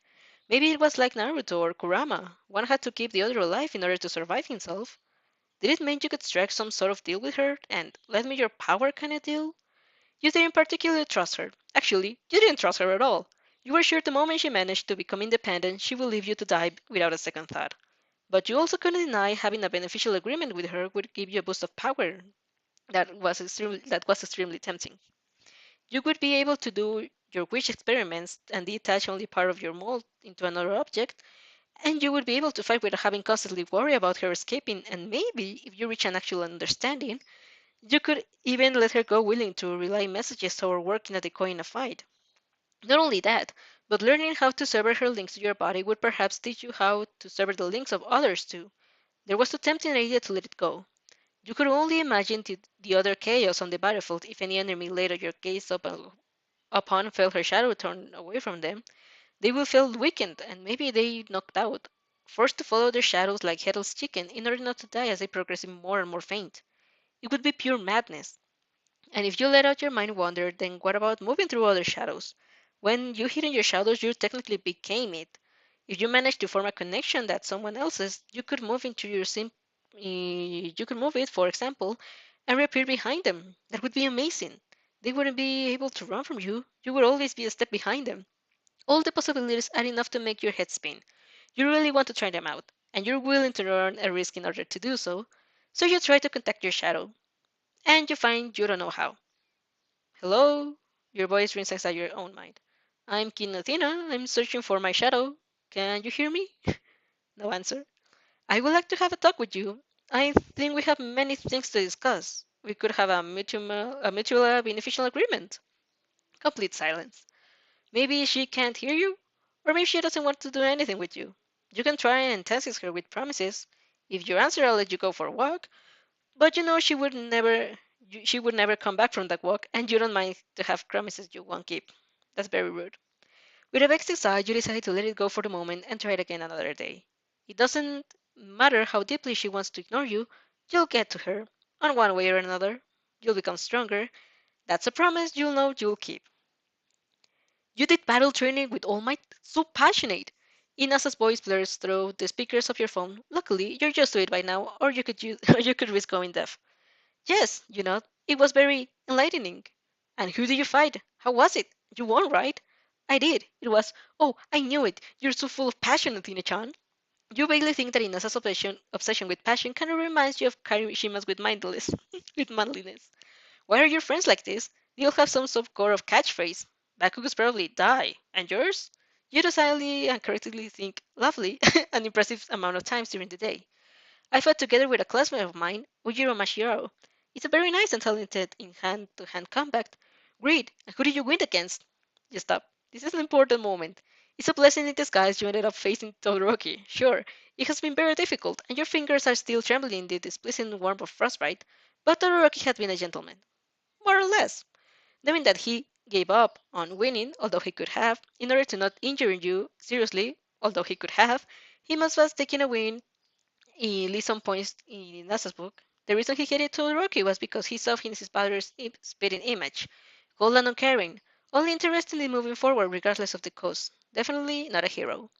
But Todoroki isn't like that, and although you can perfectly understand why the Wind's voice grown expression is still wrong, Yubinaza has a big soft spot for you. You're hoping knowing Todoroki's actions in the battle trial can change his view and half body. Seriously, if they end up failing provincial exams again, just because they're pretty bold, you'll blow on a fuse.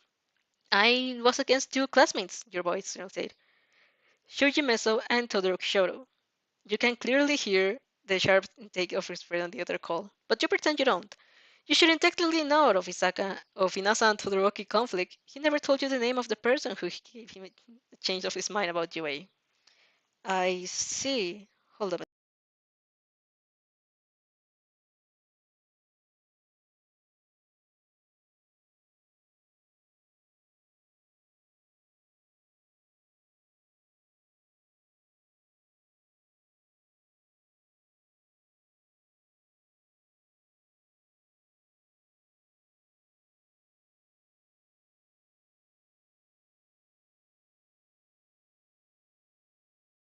Oh my gosh, what are these distractions together? What the fuck? I think this will be the last chapter. um, I see, he breathes out. How did it go? It was pretty hard, you hume.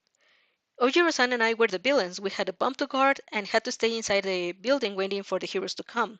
The trial had just started and the whole building was frozen. Luckily, we managed to escape and prepare for the heroes' arrival.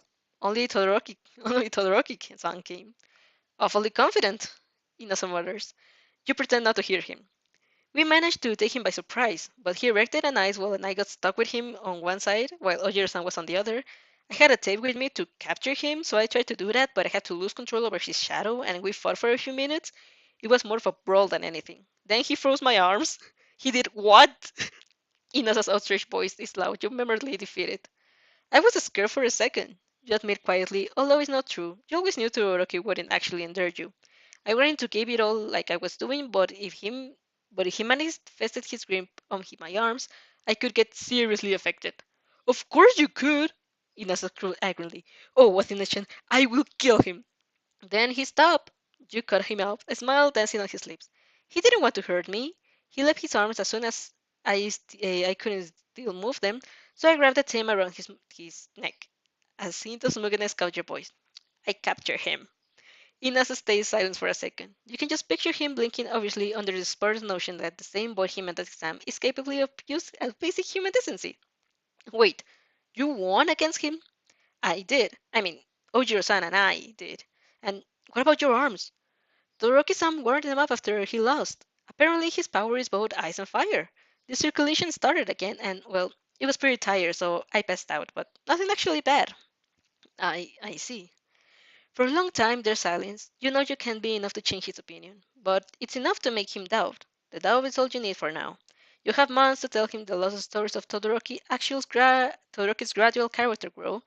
When the exams came, things will be different. It's something that matter.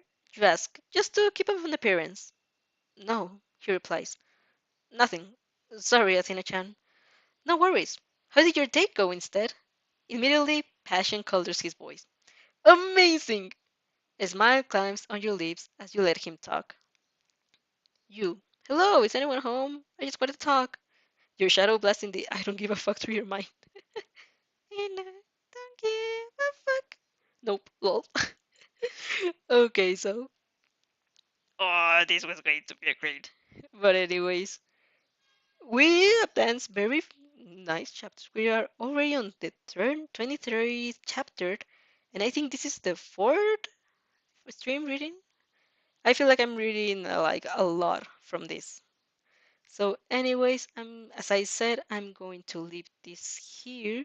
Let me just get this here, and let's get the music on again.